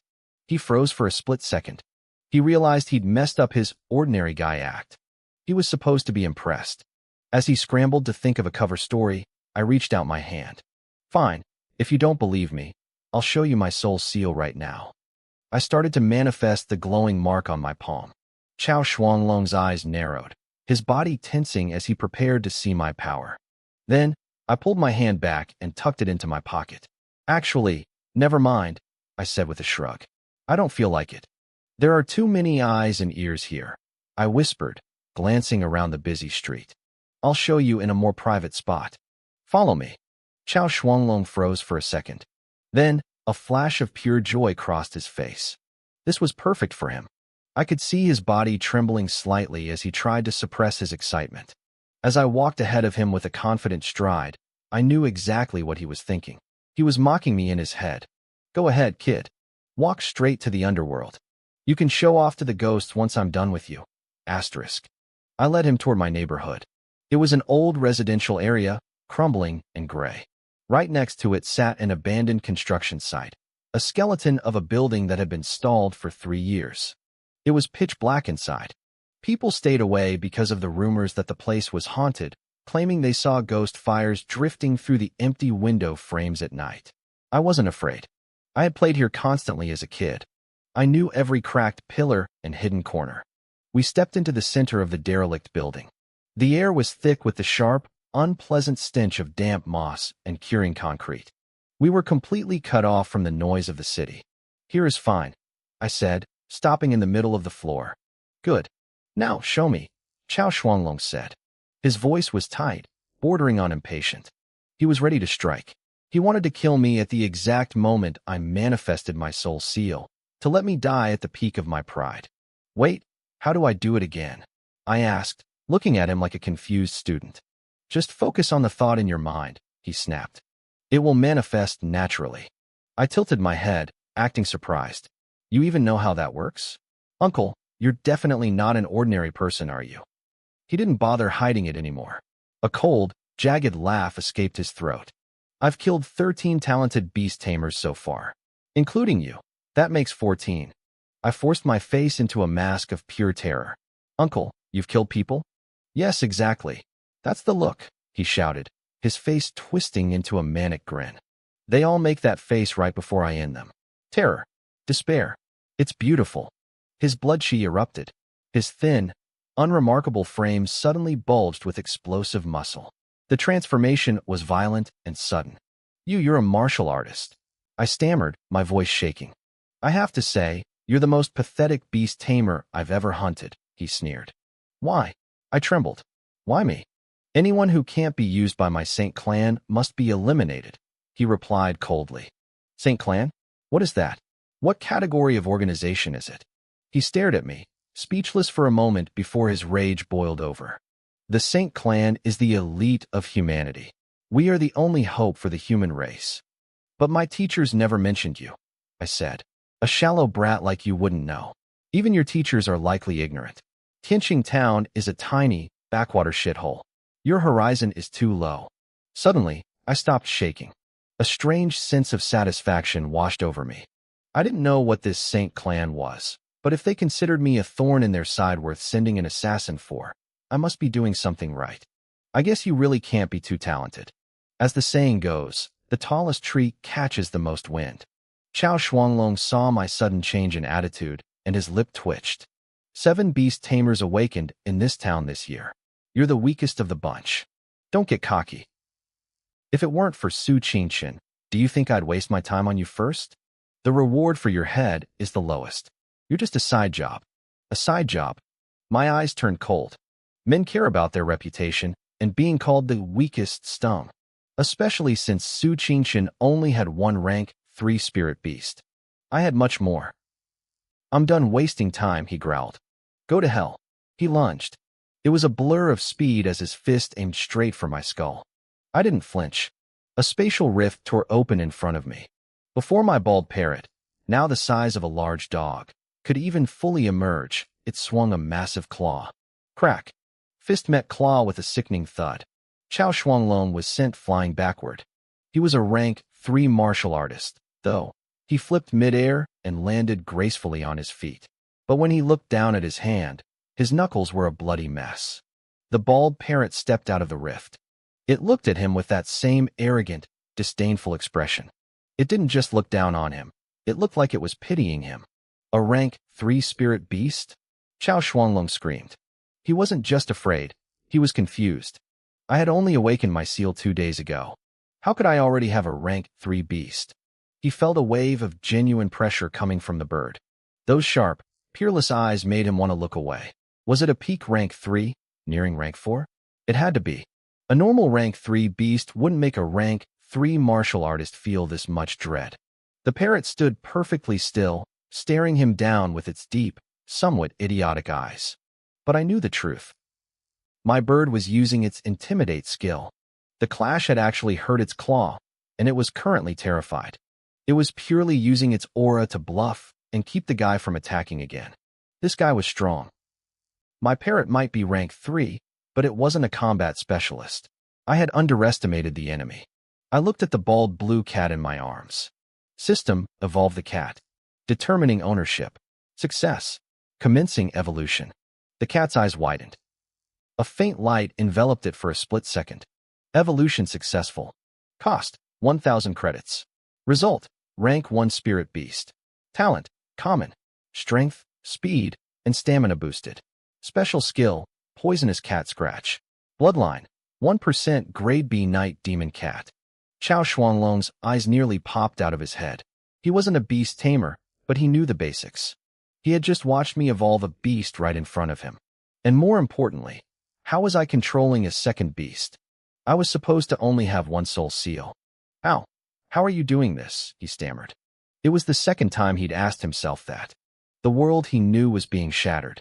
Beast tamers were elites, sure, but they were supposed to be dependent on massive resources and long-term training. They needed powerful factions to provide evolution materials and formulas. But I had just done it in a heartbeat. He watched me, trembling, as he realized the monster he was actually facing. In my world, the rules of evolution simply didn't apply. It looked like evolution was the easiest thing in the world to me, but to Chao Shuanglong, it was a revelation. His eyes lit up with a greedy spark. He saw his big break. If he could capture me alive and bring me to the high-ranking members of the Saint clan, he'd be set for life. He wanted the secret of how I evolved beasts so effortlessly. Lin Yuan, he said, stepping toward me. Just come with me quietly. I promise you'll never worry about food or clothes again. With the Saint clan's resources, you'll become a legendary beast tamer. Maybe even a grandmaster. My bald husky let out a low, rumbling growl as Chao Shuanglong approached. He didn't care. He laughed, a harsh, grating sound. It's useless. That husky might be rank 3, but it's a weak one. It can't stop me. I'd rather not break your arms and legs, so just walk with me. I didn't even look at him. I turned my focus back to the system. Continue evolution. A slightly stronger light enveloped the bald blue cat. Chao Shuanglong froze. His face went stiff. No way again. It just evolved. The system chimed in my head. Evolution successful. Cost, 10,000 credits. Result, rank 2 spirit beast. Talent, F grade. Strength, speed, and stamina significantly boosted. Special skill, poisonous cat scratch. Bloodline, 1% grade B night demon cat, asterisk. From a normal animal to rank 1 wasn't a huge physical jump, but the leap from rank 1 to rank 2 was massive. Chao Shuanglong watched, speechless, as the bald cat grew right before his eyes. In just a few minutes, it had doubled in size, stretching half a meter long. Its fur took on a sharp luster, and its aura intensified. Rank 2, he whispered. How is this possible? That's the third time. Is evolution really this simple? He watched the cat, then looked at me. He saw the expression on my face and realized I wasn't done. The cat began to glow again, but this time the light was blinding. It was the unmistakable sign of a beast breaking through to rank 3. That was the breaking point. Chao Shuanglong realized he had played his hand poorly. I had led him here to kill him. If that cat reached rank 3 to join the husky, he was dead meat. He turned on his heel, planning to flee while I was distracted by the evolution. He didn't get far. Standing a few meters behind him was a 1-meter-tall bald parrot. Chao Shuanglong blinked, looking between the bald husky, the bald cat, and the bald parrot. It felt like a fever dream. It was absurd. But dream or not, he knew he had to get out. I had shown him too many secrets. I wasn't planning on letting him leave this forest alive. He was fast. In seconds, he had bolted 100 meters away. Stop him, I commanded. The bald parrot took flight. It was a blur of motion, easily overtaking him. Chao Shuanglong cursed. He knew flying beasts were fast, but he didn't want to fight. He needed to tell the Saint clan that I was a variable they hadn't accounted for. Idiot. Big idiot, the parrot shrieked, circling over his head. Trash. The Saint clan is garbage. Pure garbage. Chao Shuanglong sneered. He was a rank 3 martial artist. Did I really think some petty insults would make him lose his cool? A warrior's heart was supposed to be like a rock. Chao Shuanglong is a big waste. Chao Shuanglong is tiny. Chao Shuanglong is a loser. Suddenly, a surge of uncontrollable rage boiled up in his chest. The parrot's voice wasn't just loud. It was like a needle boring into his brain. It was a mental attack, pure and overwhelming. He couldn't block it out. His eyes turned bloodshot. You're dead, he roared. He forgot about escaping. He poured all his fury into his fists and lunged at the bird. The parrot was too quick, darting away with a flick of its wings. Chao Shuanglong couldn't fly, but his rank 3 strength let him leap dozens of meters into the air, desperately trying to swat the bird down. Help! Help! The parrot cried, leading him straight toward the husky. I watched with a cold smile. The parrot's taunt skill was no joke. Unless someone had a mental strength higher than a rank 2 soul master, they were going to lose their mind. Chao Shuanglong was just a brawler. A meathead. The husky let out another intimidating roar as he approached, but the parrot's taunt was stronger. Chao Shuanglong didn't flinch. He swung a massive fist. Stop growling and bite him. I barked. The husky lunged, its jaws snapping shut. Chao Shuanglong was a beast of a man, though. He took the hit, slamming a fist into the husky's ribs so hard the dog coughed up blood. But the price was high.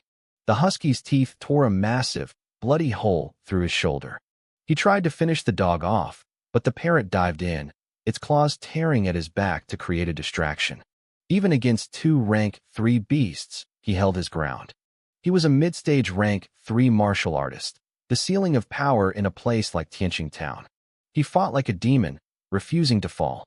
I was actually impressed. This was the true power of a martial artist. But I had one more card to play. Asterisk ding. Evolution successful. Cost, 100,000 credits. A terrifying aura exploded from the blue cat. Chao Shuanglong staggered, spitting out a mouthful of blood. No, he gasped. A third one? How is this possible? The system confirmed the stats. The bald cat was now rank 3. Its power was balanced, stronger than the husky in combat, and nearly as fast as the parrot. Its combat power hit 1,598. For comparison, Yichinhua's B-grade Flame Wolf was only around 1,900, and that was a high-tier beast. I looked at the bleeding, enraged man in front of me. The hunt was over. The blue cat's combat power had dipped slightly due to the evolution, but I was more than satisfied. Its current aptitude was only grade 1, yet it was already a beast. It wasn't as massive as the husky, but it stretched over 3 meters long and stood 5 feet high. Its fur was thick, smooth, and had a beautiful luster, except for its head. That patch was still skin smooth and hairless. I realized then that baldness was a stubborn disease. I made a mental note to take better care of my own hair from now on. I gave the cat a mental command, and it pounced on Chao Shuanglong. The man's scalp went numb with fear, but he still snarled at me with venom in his voice.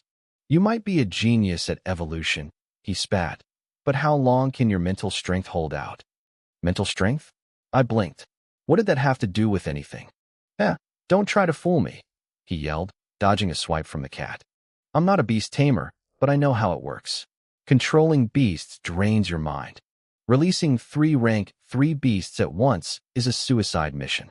Just wait. The backlash will turn you into a vegetable. I looked at him, genuinely confused. Did controlling beasts actually require mental energy? For me, it felt as natural as breathing. Chao Shuanglong froze, seeing my blank expression. It doesn't. In this world, it definitely did. Even a standard rank 3 beast tamer wouldn't dare summon 3 beasts at once. One slip in concentration, and the beast's consciousness would snap back, leaving the master dazed or brain dead. Plus, if the master's energy ran out, the beasts had to return to their spirit space. If they stayed out too long, the beast's seal would fade, and the tamer would lose control entirely. But I felt fine. I felt great. To Chao Shuanglong, I wasn't just a threat anymore. I was a monster. A complete, terrifying freak of nature. He tried to fight back, but holding off the parrot and the husky was already his limit. With the blue cat in the mix, he stood no chance. Within seconds, the cat's claws tore through his defenses. It was brutal. The cat's talons could shred reinforced concrete walls. Chao Shuanglong was just flesh and blood. His martial arts energy gave him strength, but it didn't turn his skin into steel. The struggle ended in minutes. The bald cat sat back, licking the blood off its paws with a look of pure enjoyment. It seemed to love the taste. Chao Shuanglong lay on the ground, motionless. The dust around his nose didn't move. He was dead. I stood there, staring at his body. This was the first time I had ever killed someone. Even though I hadn't used my own hands, seeing a living person turn into a corpse right in front of me was a massive shock. Back on Earth, I was just a normal student. Killing was something that happened in movies, not in my backyard. Then, a practical thought hit me. What do I do with the body? If a scavenger found him in this abandoned building, I'd be in deep trouble with the law. I looked at the husky. It seemed to read my mind and shook its head violently. It wasn't going to eat him. Absolutely not. Coward, I muttered. It was a spirit beast now, but it was still as timid as a house dog. There's no real difference between a spirit beast and a wild monster except for who they follow. Wild monsters eat meat. Why couldn't mine? I turned to the parrot. It flapped its wings and shrieked. Stinks. It stinks. Finally, I looked at the blue cat. Its eyes lit up with a chilling, predatory glint. I remembered then, cats are natural carnivores. You did well, I said quietly. His body is your reward. The cat didn't hesitate. It lunged at the corpse, tearing through the clothes to get to the meat. As it shredded the fabric, a small bundle rolled out from Chao Shuanglong's pockets. I picked it up and realized it was a beast skin scroll. My heart skipped a beat. These scrolls were used to record high-level techniques or weapon blueprints because they lasted forever. I unrolled it. The first few words made my blood pump. Basic punching technique. It sounded simple, but I knew better. This was the foundation every martial artist needed, usually only available to students in elite academies who earned enough credits. On the black market, a manual like this would cost a fortune. For a commoner like me, it was a priceless treasure. In a small place like Tianqing Town, almost nobody had access to this. I had hit the jackpot. By the time I finished reading, the cat had finished its meal. It let out a soft purr and suddenly began to shrink. I watched in awe as the 3-meter-long predator transformed back into a small, palm-sized kitten. The husky and parrot were stuck being giants, meaning they had to stay in the spirit space when we were in public. But this cat? I could carry it around, and everyone would think it was just a pet. It was the perfect hidden trump card. If only you weren't so ugly, I whispered, looking at its bald head. But my joy was short-lived. I had to think about the consequences. How many people from the saint race were here? Chao Shuanglong was dead, but his disappearance wouldn't go unnoticed. Would they send someone even stronger next time? Meanwhile, across town in a luxury entertainment club, the atmosphere was heavy. This club belonged to the Chao family, and right now, the most powerful men in town were gathered in a private booth. Even the manager was trembling, serving drinks with his head bowed to the floor. Shuanglong is missing, someone said. He left this morning and hasn't answered his phone since. The head of the Chao family looked unbothered. He leaned back, sipping his wine. Don't worry. In Tianqing town, the only people who could even touch my brother are the garrison captain or the chief of the law enforcement division. He's probably just busy. Next to him, his son Chao Gang was busy pouring wine for the guests. He didn't know exactly who these men were, but he knew they were elites from the saint race. They hadn't come here for a vacation. They were here to hunt down the town's rising geniuses. A red-haired young man from the saint race laughed, his voice dripping with disdain. This Tianqing town really is a tiny place. To think a mere mid-stage rank 3 could act like he owns the sky here. The head of the Chao family didn't take offense. Instead, he offered a fawning smile. You're right, of course. Tianqing town is just one of the 13 small towns under Yuehua City's jurisdiction.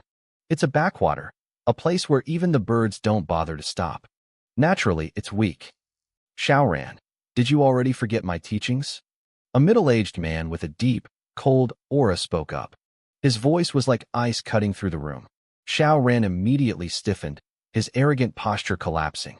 It was clear he feared this man. Of course not, uncle. I haven't forgotten. No matter where we are or what the time, we must never let our guard down. You have stepped into rank 3, the older man continued. But a rank 3 warrior is far from invincible. I understand, Xiaoran replied quickly. But internally, he sneered. A rank 3 warrior held a position of respect even in a major place like Yuehua City. In a pebble-sized dump like Tianqing town, how could he possibly fail? He shifted the subject. By the way, uncle, that beast-taming genius from the Su family you mentioned earlier. Where does she live? The middle-aged man glanced at his nephew, knowing exactly what he was thinking. Xiaoran was a lecher. If it weren't for his decent strength, he would have been beaten to death years ago for his habits. He had a history of breaking into homes and causing trouble for young women. If the saint race hadn't stepped into cover for him, he'd be on death row by now. I'm warning you, the man said firmly. Do not set your sights on Su Qingqing. The Su family is not an ordinary clan. Xiaoran nodded, smiling. I get it. The Su family is tough. But the mountains are high and the emperor is far away, right? Their main power isn't here to protect her. Besides, isn't our mission this time to kill her anyway? Before she dies, I thought maybe. The older man frowned, but didn't stop him. The saint race actually wanted to recruit the Su family. Even if the family itself refused, bringing a top-tier talent like Su Qingqing into their fold would be a massive win. Standard methods probably wouldn't work on someone as proud as her. Maybe letting Xiaoran break her pride and dignity first would make her easier to handle. Once a genius loses their sense of self-worth, they become much easier to control. The members of the Chao family stayed silent, watching the exchange. They were internally shaken. The saint race was truly bold, daring to plot against the Su family. In Yuehua City, the Su family was what the Chao family was to this town, local royalty. But the gap in scale was massive. Su Qingqing's mother was a legendary beast tamer who had gone missing, and her father was a martial grandmaster. A rank 6 powerhouse. An invincible existence. The head of the Chao family cleared his throat, trying to change the subject. So, about that matter, how is it progressing? Which matter? The middle-aged man asked. Joining the Yuehua City branch board of the saint race, the Chao patriarch said with a hopeful smile. Oh, it's in progress, the man replied dismissively. There are some complications. The audit requirements for joining the board are strict, and the threshold gets higher every year. The Chow Patriarch's expression flickered for a second before he smoothed it over. I understand. We will prepare more resources to donate to the Saint Race's great cause. We want to do our part. As long as you understand, the man said. He stood up and led his people out of the club. As soon as they were gone, the smile on the Chow Patriarch's face vanished, replaced by a mask of cold fury. Are they just vampires? Chow Gang whispered, his voice trembling with resentment. Our family has already given them so much. Shut up, his father hissed. He waited a few heartbeats, checking the shadows, before whispering back. The Saint Race has eyes and ears everywhere. Never speak ill of them. Meanwhile, I was back at the bird and flower market. I had been wandering the stalls for 2 days now, but ever since I found my bald pets, I hadn't seen anything interesting. Most of what was on sale were just common beasts or low-quality hybrids with barely 1% spiritual bloodline. I had over 600,000 credits left. It sounded like a lot, but it was only enough to evolve about 6 rank 3 spiritual beasts. I wanted to find something special, like my husky or the cat, beasts that at least carried B-grade talent hidden under a rough exterior. I hadn't seen Su Qingqing lately, but Lu Huan kept finding me to drag me out for food. Every single time, we ended up at Old Gua's noodle shop. I didn't mind. Free food is free food. Today, Lu Huan brought me some documents on how to strip a beast seal. She was still trying to convince me to give up on my bald parrot and hatch a real spiritual beast egg instead. You only have 1 seal slot right now, she said, looking at me with genuine concern. The talent of your beast is everything. In some ways, a beast's talent grade is harder to improve than its actual rank. Is it? I asked. Is it really that hard?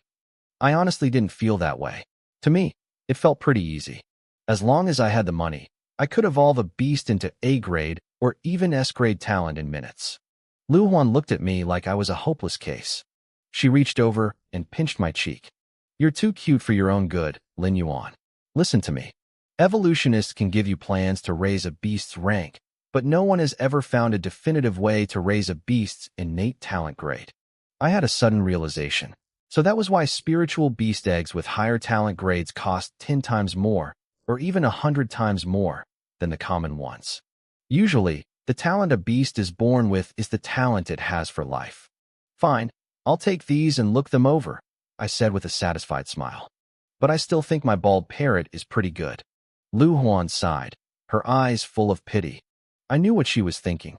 This kid has never seen a high-quality beast in his life. I kept my mouth shut. They had seen my parrot insult them, but they didn't realize that the bird hadn't even gotten serious yet. Its 100% hatred attraction skill was no joke. Chao Shuanglong was a living, well, dead, example of that. Even a mid-stage rank 3 warrior would lose his mind and turn into a raving lunatic under that bird's influence.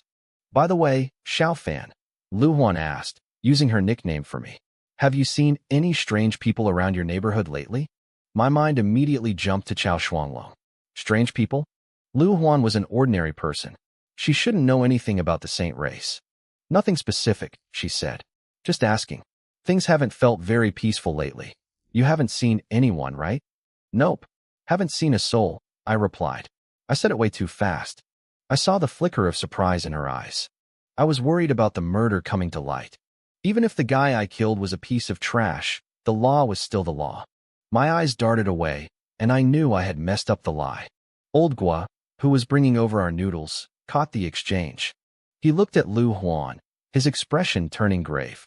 They could both tell I was lying. They probably thought I had been bullied or threatened and was too scared to speak up. Xiaofan, Old Gua said gently. If something is wrong, just tell us. Don't keep it inside. Things are getting dangerous out there. If you tell us, maybe we can figure something out together. I waved my hands frantically. I really haven't seen anything. Nothing at all.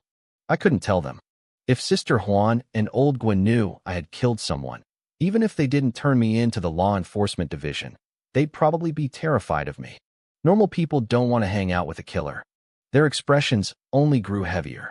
The more I denied it, the more worried they became. They looked at my weak pet and probably assumed I was being targeted or intimidated by the Saint Race. They seemed to be making a silent pact right then and there. They had to find a way to keep me from falling into the wrong hands. but they knew my personality. If I wasn't talking, they couldn't force it. For now, they let it drop, but the tension in the air didn't go away. I felt guilty, so I kept my head down and shoveled the noodles into my mouth, gulping down the broth until the bowl was empty. Once we finished, Lu Huan offered to drive me home. The whole way there, she kept fishing for information, dropping hints, and telling me to report anything strange immediately. I just nodded gloomily, keeping my mouth shut. When we pulled up to my apartment complex, I hopped out of the car and ran straight into Su Qingqian. She was just heading out. I froze. I didn't expect her to be back so soon, let alone leaving again immediately. She was always so busy. Then again, she was young and beautiful. I imagined there was a long line of guys waiting to take her out. I wondered why she wasn't with that guy from upstairs. Maybe they were keeping it a secret to avoid gossip. In that moment, my mind raced through a dozen different scenarios of their secret romance. Su Qingqian stared at me, then shifted her gaze to Lu Huan, who was still sitting in the car. Lu Huan looked surprised to see her too. The two women locked eyes. Neither looked away. There was a strange, heavy tension in the air, something complex and unspoken passing between them. Lu Huan stepped out of the car. Now both of them were staring at me. I felt incredibly awkward, like I was caught in the middle of something I needed to explain. Should I tell Su Qingqian why I was in Lu Huan's car?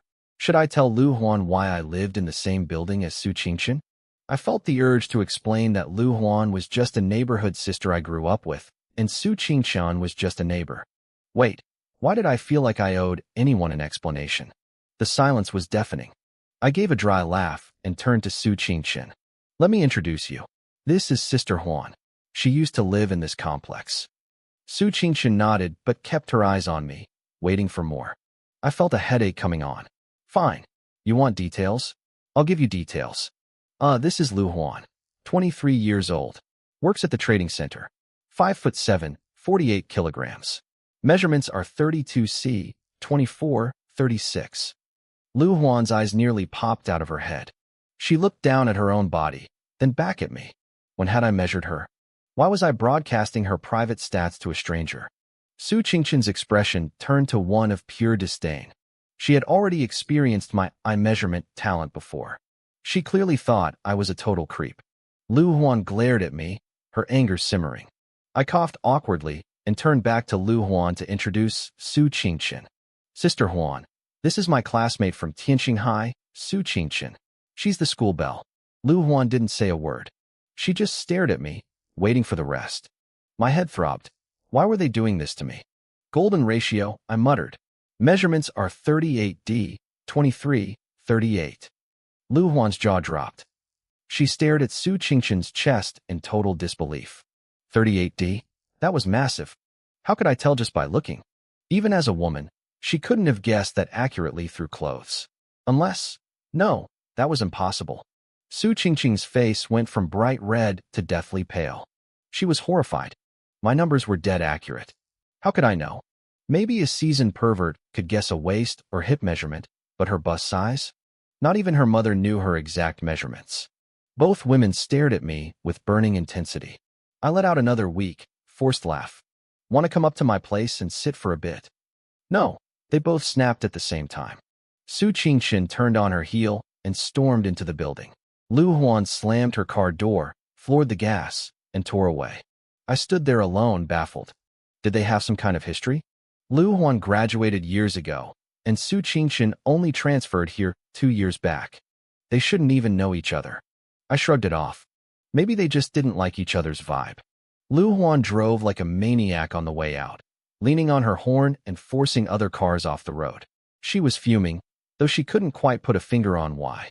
She used to think I was just a clueless, straight-edged kid. Now, she realized she had seriously underestimated me. Inside the building, Su Qingqian slammed her apartment door and leaned against it, her heart racing with irritation. She heard me walking upstairs. I didn't stop at her door. I didn't try to explain. I just unlocked my door and went inside. She felt a surge of bitterness. He was getting out of a car with a beautiful older woman and didn't even care what it looked like. Maybe he had a thing for older women. First a bald parrot, now this. The guy was clearly unstable. I didn't care about any of that. I was back in my room, staring at the basic boxing manual I had acquired. My face lit up with excitement. The path of a true martial artist was finally opening for me. Beast tamers were powerful, sure. They didn't have to fight their own battles. But they had a fatal flaw. They were physically weak. If an enemy bypassed their beast, they were finished. I wasn't going to let that be me. Next door, an elderly woman stood respectfully beside Su Qingchen. Su Qingchen was flipping through an expensive Spirit Beast illustrated guide, a rare book compiled by grandmasters that only circulated among the elite. She was obsessed with evolution knowledge. If she couldn't master that, she'd never be a top-tier tamer. The old woman, Nanny Zhang, sighed. Miss, have you made up your mind? Will you return to Yuehua City with me? Su Qingchen hesitated, closing the book. I saw that young man, Lin Yuan, Nanny Zhang continued. He clearly won't amount to much. I will personally speak to the master and ask him to cancel this childhood betrothal. You shouldn't be tied to him. Su Qingchen remained silent. Don't worry, Nanny Zhang said softly. The master loves you. He won't force you to marry a commoner. Besides, young Master Long Hao in Yuehua City is still devoted to you. He was devastated when you rejected him last time. A flash of disdain crossed Su Qingchen's face at the mention of Long Hao. He was the genius of the Dragon God Hall, a legendary dragon rider who had bonded with a dragon hatchling before he was even 20. But she didn't respect him. He had only achieved that because of his family's massive resources. If he had found a dragon in the wilderness on his own, she might have admired him.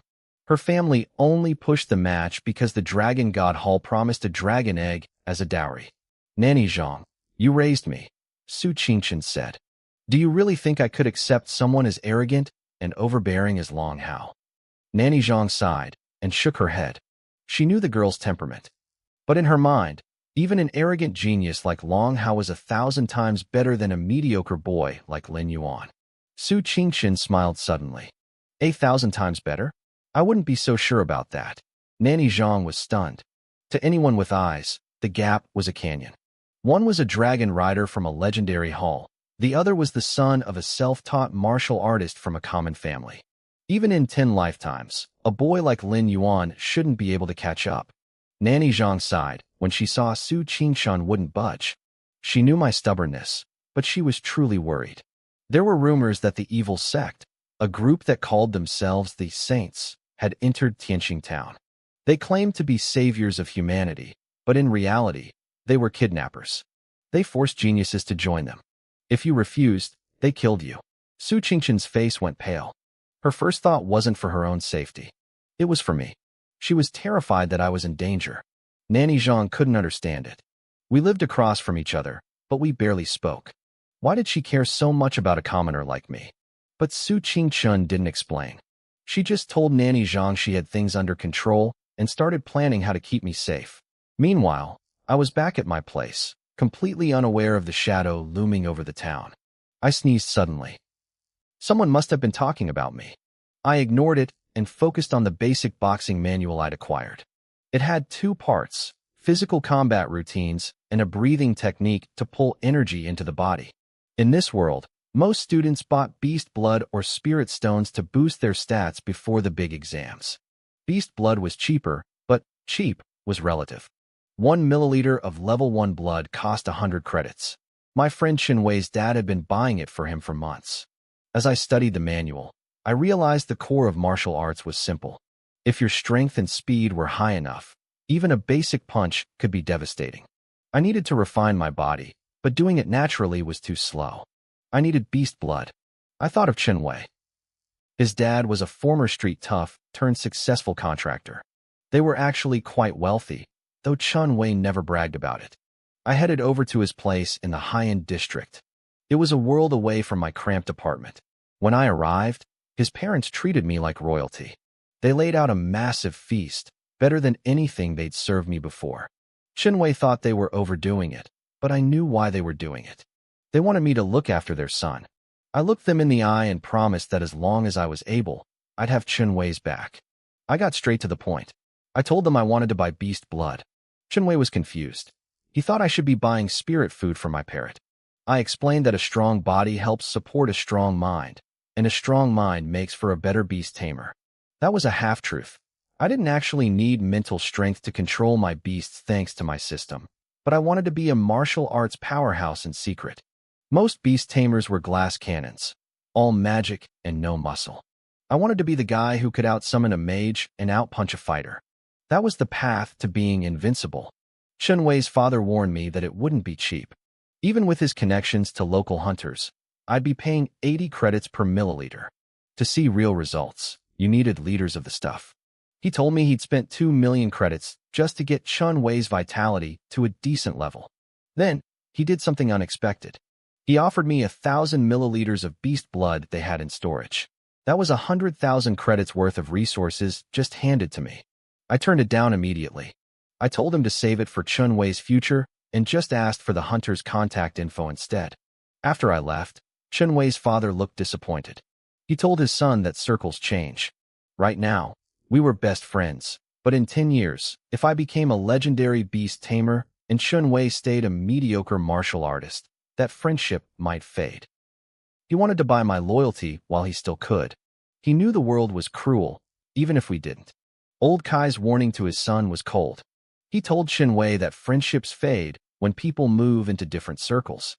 He worried that in 10 years, I'd be a legend while Shunwei stayed mediocre, and I'd forget all about my childhood friend. Shunwei looked stunned. He couldn't wrap his head around that kind of cynicism. He pouted, stubborn as ever, and told his father I wasn't that kind of person. He even joked that maybe he'd become a legendary martial artist and end up protecting me instead. Old Kai didn't argue. He knew words were useless. We were both just too young to understand how the world worked. I didn't stick around for the lecture. I added the hunter on WeChat. Being a hunter was dangerous, but it offered freedom. You weren't tied down to any faction. You were your own boss. The harder you worked, the more you earned.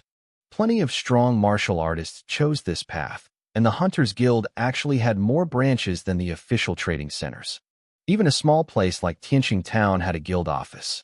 I messaged the hunter to ask about the price of beast blood. He sent over a price list immediately. Level 1 blood, 85 credits per milliliter. Level 2, 850 credits. Level 3, 8,500 credits. Level 4, 85,000 credits. The list stopped at level 4. It seemed even professional hunters struggled to get anything higher. The prices were staggering. 85,000 credits for a single milliliter? That's barely the size of a fingernail. He told me he was giving me a 15% discount because I was a beast tamer. Otherwise, he'd charge at least 90 per milliliter for the basic stuff. I did the math. To use beast blood properly, you had to soak in it. You'd mix it into a tub of water to maximize skin contact. Usually, you needed 1 milliliter of blood for every liter of water. A 100-liter tub meant 100 milliliters of blood. That was 8,500 credits for a single bath. If you had great talent, you'd need 10 baths to increase your vitality by a tiny fraction. If you were average, you'd need 30. This wasn't a bath, it was a money pit. To get my vitality to a decent level, I need to spend hundreds of thousands, maybe millions. The Chen family really had spent a fortune on Shunwei. I couldn't afford to literally wash my money away. I needed that cash for beast evolutions. I asked the hunter if there was a way to get the blood for free. Sure, he replied with a laugh. Go kill the beast yourself. He pointed out that as a new beast tamer, I probably only had a level 1 beast, which wouldn't be strong enough to hunt. I ignored the jab and asked where the best hunting grounds were. He told me the outskirts of town were crawling with them due to the recent beast tide. The city guard had even posted bounties. I looked it up. It was a joint operation between the guard and the Bureau of Justice. They were desperate for hunters to thin out the herds. The rewards were high. 1,000 credits for a level 1 beast, 10,000 for level 2, and 100,000 for level 3. Plus, you got to keep whatever materials you harvested from the carcass. There was a catch. To claim the bounty, I had to be a registered bounty hunter. In the old days, hunters were a lawless bunch, but the Hunters Guild had turned it into a regulated profession. If you hunted without a license now, you were considered an illegal operator and could be thrown in jail. I headed to the Hunters Guild building in the city center. It was an old, weathered structure, nowhere near as grand as the trading center. It was also quiet. Not many locals were brave enough to be hunters, though the recent crisis had brought in a few outsiders. A girl in her early 20s sat at the reception desk wearing a traditional qipao. She looked bored, leaning back with her eyes half closed. I cleared my throat to get her attention. She looked up, blinking. "Can I help you?" she asked. "I'm here to register as a bounty hunter," I said. She stared at me, her eyes sweeping up and down my frame. She looked skeptical. "You? A bounty hunter?" I nodded. She stood up, looking more amused than impressed. "Listen, kid. I know being a hunter sounds cool and flashy, but it's dangerous. Why don't you go home and finish your homework instead?" I frowned. Did I really look that young? "I'm serious. I need that registration." I know, she said, reaching over to pinch my cheek. "Every boy has a dream. Come back when you're grown up, and Big Sister will help you sign up, okay?" My face went stiff. Why did everyone feel the need to touch my face? I wasn't a fan of the little kid treatment, even if she was pretty. I noticed she was actually a level 2 martial artist. Impressive for a 24-year-old receptionist. This guild had high standards. If I wanted her to take me seriously, I had to show her something. I tapped into my mental space, and a flash of blue light hit the room. My bald parrot spiraled out of the rift, flapping its wings. As soon as it landed, the bird shrieked at the top of its lungs. "Little man. Hey, pretty lady. Spend the night with Grandpa. Spend the night with Grandpa." The girl's face went dark. She looked at me with an expression that asked, "Is this what you're teaching your bird?" I shook my head quickly, feeling the heat rise in my neck. He's a bit unhinged. He just says things." She ignored the bird's insults and leaned in to inspect it. The parrot looked ridiculous. Its feathers were glossy and healthy everywhere except for its head, which was completely bald and wrinkled. It was an ugly sight. "A level 3 beast?" she asked, her voice trembling slightly. "Yeah," I replied. A look of pure shock crossed her face. A level 3 beast tamer at my age was unheard of in Tianqing Town. She squinted at the parrot again. "It looks strange. Did you evolve this from a common animal?" "Good eye," I said, giving her a thumbs up. She rolled her eyes. It didn't take a genius to see it. Anyone who'd seen a real spirit beast could tell this thing started as a regular pet. But the fact that I had evolved a common bird all the way to level 3 was a rare feat. "Well," she said, her eyes now sparkling with interest, "a level 3 beast definitely qualifies you. Let's get you registered." Maybe evolving a common animal was easier. It was possible. But usually, no beast tamer would waste their precious soul seals on a common beast. Evolution might be simpler, but the strength was lower and the potential was limited. This bald parrot had likely hit its ceiling. There probably wasn't even an evolution path left for it. "Wait a moment," the girl said, her mind clearly racing as she tapped away at her computer. She asked for my name, age, and a few other details. She even took my photo. A few minutes later, she looked up and smiled. "All set, Lin Yuan. From this moment on, you are an officially certified bounty hunter of the Star Moon Federation. Your hunter ID is valid across the entire Federation." I stared at her, stunned. "That's it. It's done." "Yes," she replied with a giggle. It happened so fast I didn't know how to react. It wasn't what I expected at all. How could a receptionist just hand out hunter IDs like candy? She seemed to read the confusion on my face. She stood up and stepped out from behind the counter. She was wearing a red cheongsam embroidered with pale yellow patterns. Up close, the fabric looked incredibly expensive. She had a refined air about her, not as explosive as Su Qingcheng, but the kind of beauty that grew on you the longer you looked. "Lin Yuan, let me introduce myself," she said. "I am Enya, the president of the Bounty Hunter Guild's Tianqing Town branch." "The president?" I was shocked. "Then why are you working the front desk?" Enya gave me an embarrassed smile. "Business is slow in Tianqing Town. Including me, there are only 3 staff members. The other 2 are away getting married this week, so I'm filling in." I hissed through my teeth. Man, this place was pathetic. Seeing my pitying look, Enya laughed bitterly. "I can't help it. Tianqing Town is in the middle of nowhere. Very few people register as hunters here, so headquarters won't give us more staff." I shrugged. It didn't matter to me as long as the ID was real, right? "I want to take the disaster relief bounty." Enya nodded. She had guessed as much. A few hunters had been trickling into town specifically for that mission. "I can do that. But I have to remind you, Taking a mission is voluntary. If a hunter dies in the line of duty, the guild pays nothing. No compensation. I know, I said firmly. Seeing I wouldn't budge, Enya processed the paperwork. I walked out of the guild and headed straight for the city walls. Behind me, Enya sighed. What a waste. He shouldn't have wasted a slot on a common beast just to save money. Reaching level 3 is impressive, but that's definitely his limit. I didn't hear her. I was busy looking at the Bounty Hunter app, and you had helped me download. I was automatically pulled into a group chat. Oh, a newcomer. Are you a GG or an MM? Someone messaged immediately. I stared at the screen. GG or MM? Who still used slang from 20 years ago? This guy had to be old. What is this group for? I typed back. Teaming up, the person replied. You took the Tianqing disaster bounty, right? You can't go out there alone. This group is for finding teammates. A temporary squad increases your survival chances. That made sense. I had wondered if hunters were all lone wolves, but the wilderness was too dangerous for that. Teaming up was the only way to survive. What's your class? The guy asked. His username was ugly but confident, and he loved to talk. Our team already has 3 people, 2 warriors and 1 soul master. We just need 1 more powerhouse to head out.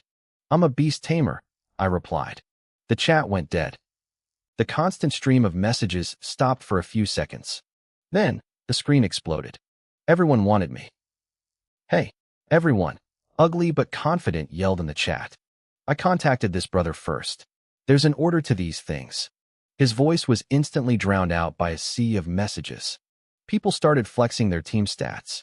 Some squads were all level 2 warriors. One even had a level 3 warrior. Even other beast tamers were trying to recruit me. Then, one message silenced the rest. 2 level 3 warriors. 1 level 2 soul master. The chat went cold. 2 level 3 warriors were top-tier powerhouses in a place like Tianqing Town. And a level 2 soul master? They were even rarer than warriors. Their mental strength was incredibly hard to level up. A team like that could crush any other squad in the group. Even I was impressed. Okay, I'm in. The meeting point was the Xianjiang Hotel. I put on a cloak to hide my face. I didn't know these people, and discretion was survival. Only the guild headquarters knew a hunter's true identity, and they guarded that secret with their lives. If they ever leaked info, the whole system would collapse. When I reached the hotel, I saw they were staying in the penthouse suite. I glanced at the price list in the lobby. 8,800 credits a night. I whistled. Hunters were loaded. One guy had dropped 800,000 on my snake cub earlier, and now these guys were living in luxury. Meanwhile, beast tamers seemed broke. Even Yi Qinghua, a level 3 beast tamer, acted like 100,000 credits was a fortune. Maybe I picked the wrong career. Miles away, on the battlefield outside town, Yi Qinghua suddenly felt her nose itch. Was it the smoke? Or was someone talking about her? Beside her, the flame demon wolf had just torn apart 2 level 3 beasts. She stood there like a goddess of war. The captain of the guard watched her with pure awe, amazed at the power of a beast tamer. The beast fought on the front lines while the tamer stayed safe in the back, directing the battle with a clarity no wild animal could match. Old Lin watched from a distance, his eyes full of admiration. He looked at Yi Qinghua, who wasn't much older than his own son, and felt a wave of emotion. She was a savior. Old Zhang poked him in the arm, grinning. What are you staring at? Jealous? Bullshit, Old Lin spat, shaking his head. I'm too old for that. What's the use of being jealous now? He sighed, looking at the battlefield. I was just thinking, forget it. It doesn't matter. Old Zhang nudged him. You think the pay for a beast tamer is high? I don't know for sure, Old Zhang replied, rubbing his chin. But it's definitely more than we make. I heard just getting one of them to show up costs at least 100,000 credits. 100,000. Old Lin's eyes widened. That was a whole year's salary for him in a single session. Everyone envied beast tamers. They lived in a different world. Speaking of which, I still don't know how my son did on his exams. His mother and I have been stuck on the front lines. I haven't heard a word about him. The captain of the guard walked over, laughing heartily. Once we wipe out this beast tide, we'll all go back together. Old Lin nodded firmly. Yeah, together. Everyone there had parents and children waiting for them. They fought to keep Tianqing Town safe because that was the only way to keep their families safe. Nobody wanted to be a hero, they just wanted to go home. Meanwhile, I followed the waiter to a room in the hotel. Before I could even knock, the door swung open. A young man stood there. He was handsome, so handsome he almost looked feminine. He didn't seem surprised by my black cloak. People were cautious these days. "Let me introduce myself," he said with a grin. "I'm ugly and confident, the guy you were chatting with." I stared at him. Ugly? Where? This guy was clearly using a fake handle to play the underdog. "Come in," he said, pulling me inside. "Let's get to know each other and talk about the job." The moment his hand touched my arm, I saw a flicker of doubt in his eyes. He was checking my frame. I could tell what he was thinking. Asterisk, this guy's bones feel young. Too young. Asterisk. A beast tamer this age usually meant low rank. He probably figured I was a rank 1. Useful, but not impressive for their team. Still, I was already there, so he didn't kick me out. Inside the suite, 2 girls were waiting. They were both stunning, the kind of girls you rarely saw in a backwater place like Tianqing Town. They had the aura of the big city. Again, officially, the guy said, holding out a hand. "I'm Guo. I'm a second-year student from the Yahello City Martial Arts Academy."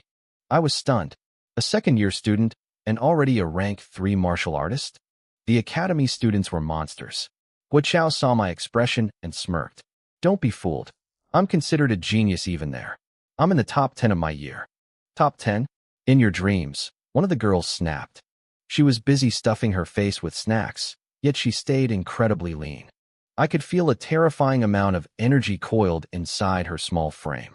Guo rolled his eyes. "That's Lu Yu, also a second year. She's actually ranked 10th. I blinked. A girl was stronger than him? Only because I wasn't prepared during the last challenge, Guo grumbled. If I had challenged Lu Yu instead of the guy in 7th place. Lu Yu stood up, dropping her snacks. "Challenge me? And then what? You know how it ends." She released her blood chi all at once. The air in the room grew heavy, forming a pressure vortex that made it hard to breathe. Guo frowned. "Lu Yu, we have a mission. I'm not fighting you now. We'll settle it back at school."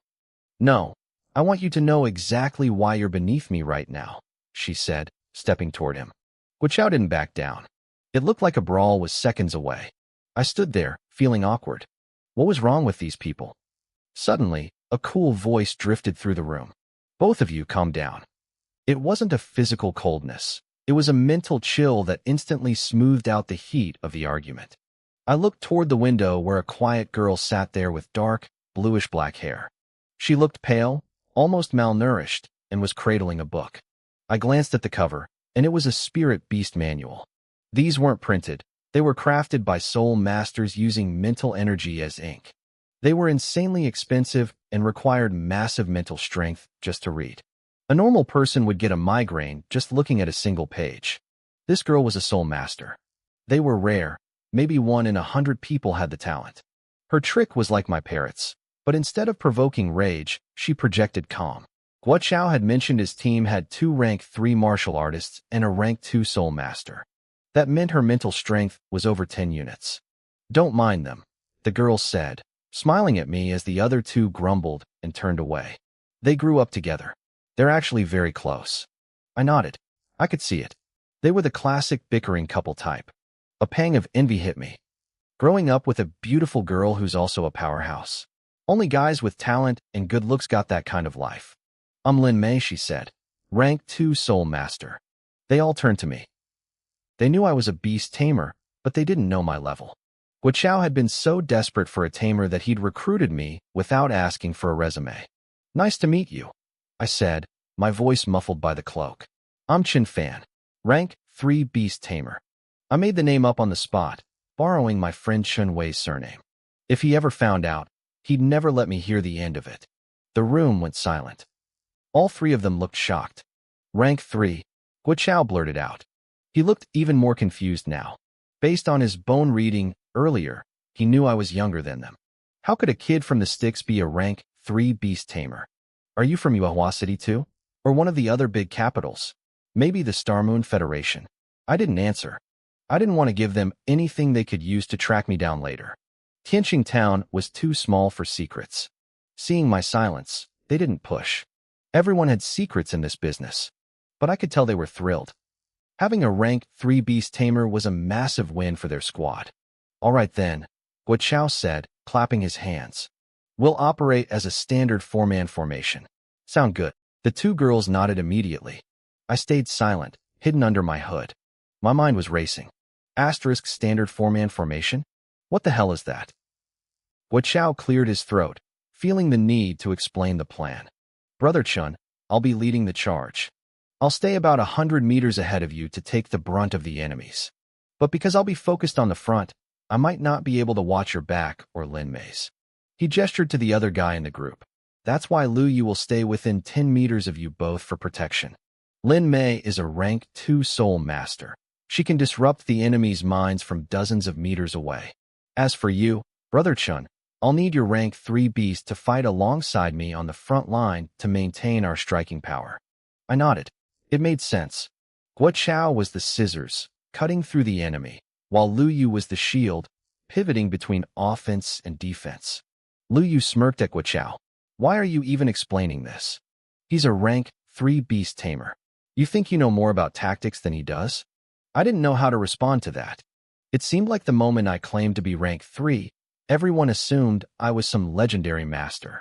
These three were clearly top-tier geniuses themselves, likely comparable to that guy Chao Shuanglong I'd met before. They were probably here in Tianqing town just for the experience. How do we split the loot? I asked. I needed to know the bottom line. Guo Chao laughed. Honestly, we don't care about the bounty money. We're just here to rack up hunter points to exchange for merit back at the academy. If you're okay with it, we take all the hunter points, and you keep all the loot and the mission rewards. Deal, I said immediately. I had no idea what hunter points were, but I needed cash and beast carcasses. Do you know how to extract beast blood? I added. They looked at me with confusion. Usually, only warriors cared about extracting blood. Beast tamers were more focused on controlling their pets. You need to go to a specialized facility, Lin Mei explained. They use a refining method to turn the carcass into essence blood. Most people just call it beast blood. I nodded, making a mental note. We piled into Guo Chao's luxury car, and he floored it. We tore through the streets, heading toward the outskirts of town. Tianqing town bordered a mountain range that used to be a famous tourist spot. Now it was a ghost town. The only sounds were the distant roar of monsters and the thunder of heavy artillery. My heart started thumping against my ribs. I realized then just how bad the disaster really was. Are my parents okay? The anxiety hit me like a physical weight. My chest tightened. I couldn't breathe. Chen Fan, are you okay? Lin Mei asked, noticing my sudden tension. I didn't answer. I couldn't wait any longer. I summoned my bald parrot right there. It was a rank 3 flying beast, and it was more than strong enough to carry me. It grabbed my shoulders and took off, soaring toward the battlefield. The three of them stood there, mouths agape. He really is rank 3, Guo Chao muttered, stunned. A rank 3 beast tamer that young. What are you staring at? Lu Yu snapped, snapping him out of it. Follow him. Guo Chao scrambled toward the car, but his mind was racing. The youngest rank 3 in Yuehua City is 20 years old, right? Yeah, that genius from the Beast Taming Academy, Lu Yu replied. Why? Based on his frame, Chun Fan is only 17 or 18, Guo Chao whispered. His bones are thin, even for a tamer. His talent isn't just top tier, it's unheard of. How did a monster like that end up in a place like Tianqing town? Down at the defensive line, things were falling apart. This was the 13th wave of the day. Over 400 beasts were charging the perimeter. The town guards were buckling under the pressure. My father, Old Jiang, was at the very front with the other rank 1 warriors. He had no choice. If the warriors didn't hold the line, the non-combatant volunteers behind them would be slaughtered. My dad's arm was a mess of blood. His steel blade was chipped and dull. He was swinging it on pure instinct now, his eyes so bloodshot he could barely see. Old Jiang, fall back, his friend Old Jiang screamed, hacking down a beast nearby. You're losing consciousness. Fall back now. If my dad fainted here, he was a dead man. Old Jiang was terrified. If Old Jiang died, how could he ever look my mother or me in the eye? But my father didn't hear him. He was locked onto a particularly nasty rank 1 beast. He'd tried to kill it a dozen times, and each time, he'd barely survived.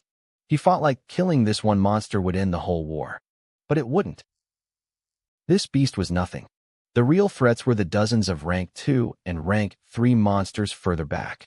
There was even a rank 4 beast in the distance, locked in a world-shaking battle with Yi Qinghua's flame demon wolf. And then, the horizon turned black. Another wave. A tide of monsters was coming. It's over, old Zhang whispered, despair washing over him. We're all going to die. Kill, my father roared, charging forward with zero regard for his own life. He had spent days hovering between life and death. He was numb to it now. He knew he couldn't give me a wealthy future, but he could at least make sure I lived to see tomorrow. He wanted to be a hero for his son. The beast lunged, its razor-sharp claws aimed straight for my father's head. No one was close enough to help. My dad braced himself, ready to take the monster down with him. Beast, back off. A piercing screech tore through the air. My bald parrot dived from the sky, its rank 3 aura slamming into the rank 1 monster. The beast's weak mind shattered instantly. It forgot all about my father and turned its aggression toward the parrot. It didn't stand a chance. In a blur of feathers and claws, the parrot tore the monster in half. I landed and caught my father just as his legs gave out. I was shaking. Seeing him like this, covered in filth and blood, made my eyes sting. This was his job. This was how he earned the 10,000 credits he'd given me for my exams. He put his life on the line every single day. My father's vision was blurry. He couldn't see my face under the hood. He just saw a powerful beast tamer standing over him. Thank you, he gasped, his voice raspy. Thank you, great tamer, for saving my life. I opened my mouth to speak. I wanted to tell him. I wanted to say, Dad, it's me. It's your son. I swallowed the words. I couldn't tell him. Saving him was my duty as a son, but the secret of my identity had to stay buried for now. Suddenly, a ground-shaking roar tore through the air from behind us. I spun around. Another army of beasts was charging toward the town. This group was just as large as the one we were already fighting. Panic rippled through the defenders. The intelligence reports had been clear. This second wave was supposed to be heading for the neighboring town of Li. Why had they turned back? Is this the work of the evil sect? Commander Wang roared, his face twisting in fury. He had heard rumors that the recent beast riots in Tianqing town were being orchestrated by them. Seeing this tactical maneuver, a perfect pincer attack, it was obvious. These monsters weren't acting on instinct. Someone was pulling the strings. Yi Qinghua's brow furrowed. The pieces were falling into place. First, a fake evolutionist had tried to scam her, nearly causing her flame demon wolf to regress to rank 2. Now, a coordinated siege. Commander Wang, what is Tianqing town really hiding? Yi Qinghua asked sharply. This isn't just a random raid. Wang stiffened. He didn't answer immediately, but his shifting eyes gave him away. There was something here. Something valuable enough for the evil sect to risk everything. If you don't tell me, Yi Qinghua threatened, her voice cold. I have no reason to stay and die for this town. Wang's eyes widened. If she left, the rank 4 monster leading the pack would slaughter everyone. He leaned in, his voice a frantic whisper. To be honest, there is a dragon-type soul egg hidden in town. I felt a jolt of shock. A dragon type? Even I knew what that meant. Dragons were the undisputed kings of the spirit beast world. Anyone who could contract one became a dragon tamer, a rank of prestige above all others. Yi Qinghua let out a mocking laugh. She was risking her life just to guard someone else's treasure. Wang quickly explained that they weren't trying to keep it. They just hadn't had time to transport it to Manhwa City yet. Fine, Yi Qinghua sighed. I'm annoyed, but I won't let the evil sect get their hands on a dragon. She turned her gaze toward me. Hey, brother, where are you from? I didn't answer. I was too busy looking at her flame demon wolf. It stood over 10 meters tall, wreathed in such intense heat that neither man nor beast dared to get close. My system interface flickered to life, showing its stats. Its power was staggering, far beyond any human warrior. Yi Qinghua followed my gaze, then looked at my bald parrot. Her expression turned weird. That parrot, it's really ugly. I felt a sting of annoyance. Most tamers evolve their beasts to look majestic or terrifying. Her wolf looked like a god of war. My bird looked like a plucked chicken. Focus, I said, my voice muffled by my hood. Go deal with the fire poison wolf spider. Yi Qinghua blinked. I was just a rank 3 tamer, yet I was giving her orders? She didn't get angry, though. She just looked frustrated. I want to, she said, pointing toward a massive, hairy black spider several meters high. But that thing is a nightmare. The wolf spider was the leader of this disaster. Its silk and flames were laced with a lethal toxin that could melt a man into a puddle of sludge in seconds. It kept trying to drag the fight into the crowds of people, knowing the flame demon wolf couldn't use its full power without killing the villagers. Can you lure it away from the crowd? She asked. I'll try, I replied. I looked at my bald parrot. It understood immediately. It circled the air, shredding a few lower-ranked beasts to warm up, then puffed out its chest and screamed at the giant spider. Sit down, you overgrown bug. Get over here and die. I'm going to farm you like a mob. The battlefield went silent. Everyone stared at the foul-mouthed, bald bird screaming gamer slang at a rank 4 disaster. The wolf spider didn't even flinch. It just glanced at the parrot with cold, indifferent eyes. My parrot's taunt worked 100% of the time on anything with low mental power. But this spider was rank 4. Its mind was too strong. Talk like a bird, you idiot. I hissed, my face burning with embarrassment. It can't understand your trash talk. The parrot seemed to realize its mistake. It paused, thought for a second, and then let out a series of rhythmic, high-pitched squawks. The silence grew even heavier. It was literally translating the insults into bird language. Yi Qinghua's face went pale. Was this guy a joker? Did he really think a few chirps would provoke a rank 4 beast? But my father, still lying on the ground, was looking at the parrot with a strange expression. He looked at the bird's bald head, then at the feathers, then back at me. A look of realization began to dawn on his face. He probably thought he'd just found a wild spirit beast that looked like the one he'd seen before. He looked at my cloaked figure again. I was powerful, mysterious, and deadly. But something about my height and my voice, it felt hauntingly familiar to him. Everything was too similar. The timing, the style, the sheer absurdity of it. It was like a carbon copy of my own behavior. But my father shook his head, trying to clear the thought. It was impossible. Absolutely impossible. No one knew his son better than he did. To him, I was just an ordinary high school student who barely had a shot at the big exams. While everyone else thought I was just messing around, the wolf spider suddenly moved. It dug its 8 thick legs into the dirt and lunged. It didn't go for the crowd. It went straight for my bald parrot. The parrot reacted instantly. It flapped its wings, screeching as it led the beast away from the group. The wolf spider followed, obsessed. Yi Qinghua watched in shock. She couldn't understand it. A rank 4 beast shouldn't have such fragile mental stability. Then it hit her. A mental skill. That bald bird had used a psychological taunt so powerful it stripped the spider of its predatory logic. It was a terrifying ability. Most high-rank spirit beasts didn't even possess that kind of mental influence. If it could bait a wolf spider, it could bait her flame demon wolf. I let out a small, hidden smile. The spider was rank 4, sure, but its mental power hadn't reached the level of 10 horses yet. My parrot's aggro skill worked like a charm. The bird was fast, but the spider was a blur of shadow and venom. They tore across the battlefield, heading straight toward Guo Chao and his 2 teammates who were just arriving. Guo Chao's eyes nearly popped out of his head. He didn't have time to process why a rank 4 disaster was charging him, led by a screaming bald bird. Defend, he roared. As the captain, his instincts kicked in. Guo Chao drew his broadsword. He poured his inner energy into the blade and swung with everything he had. The metal clanged against the spider's leg like it had hit a mountain of steel. The vibration nearly shattered his wrists. His sword, custom forged from refined steel, hadn't even left a scratch. All he did was shave off a few leg hairs. The wolf spider stopped. It wasn't hurt, but it was insulted. These tiny humans dare to touch it? It let out a hiss and lunged with a leg like a spear, aiming straight for Guo Chao's chest. Guo Chao froze. The sheer pressure of a rank 4 beast pinned him to the spot. He was dead. He knew it. Move, a voice barked. Lu Yu leaped forward, his war spear whistling through the air. The tip of the spear collided with the spider's leg, deflecting it for a split second. It was just enough time. Guo Chao rolled away as the spider's leg stabbed into the earth, leaving a hole a foot deep. "Watch out," Lin Mei warned. Her eyes had turned a deep, oceanic blue.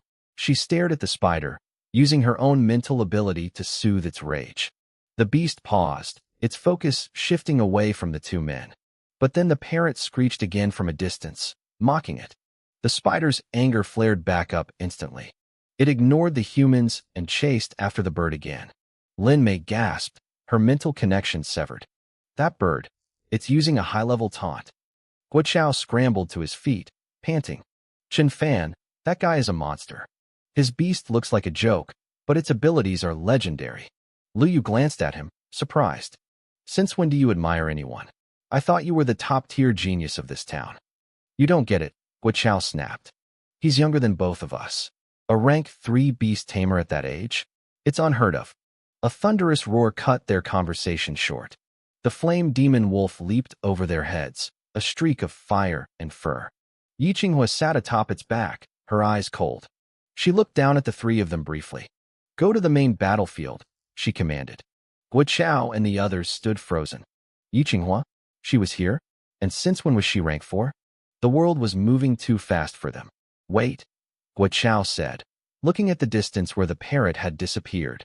"If Chun Fan's beast is gone, he's defenseless. He can't help us anymore." He turned back toward where I was standing, and his jaw dropped again. I wasn't alone. Standing beside my cloaked figure were two more beasts, a bald husky and a bald blue cat. The cat was currently positioned right next to a specific soldier, acting as a personal bodyguard. Three rank 3 beasts. Guo Chao stammered. "How is that possible?" He started questioning his own ability to judge age. Maybe I wasn't a teenager. Maybe I was an old monster in a young man's body.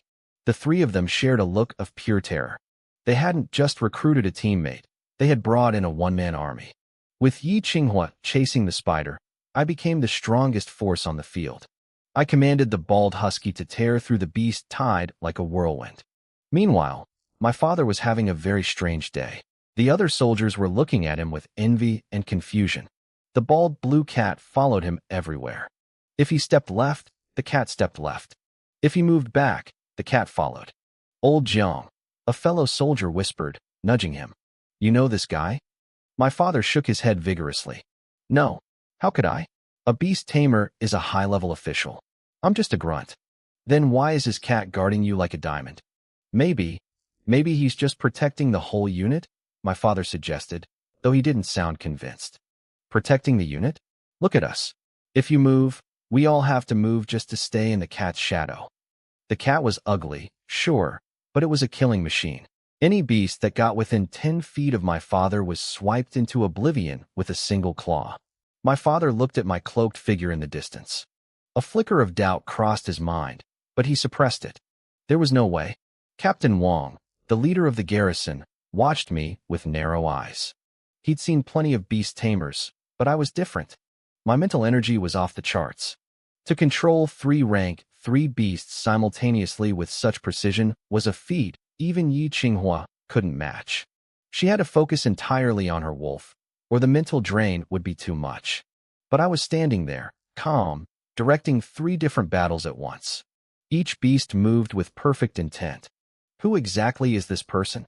Wang muttered, a shadow of suspicion crossing his face. As the battle raged, I didn't forget the most important thing, money. While the husky fought, I signaled Guo Chao to start gathering the loot from the fallen beasts. Guo Chao almost cried. "Can't we do this after the war?" I didn't answer. I just pointed at a pile of beast cores. He sighed, resigned to his new role.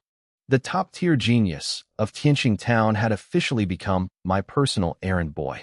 Lu Yu didn't miss the chance to mock him. "Aren't you the captain? Since when did you become a delivery boy?"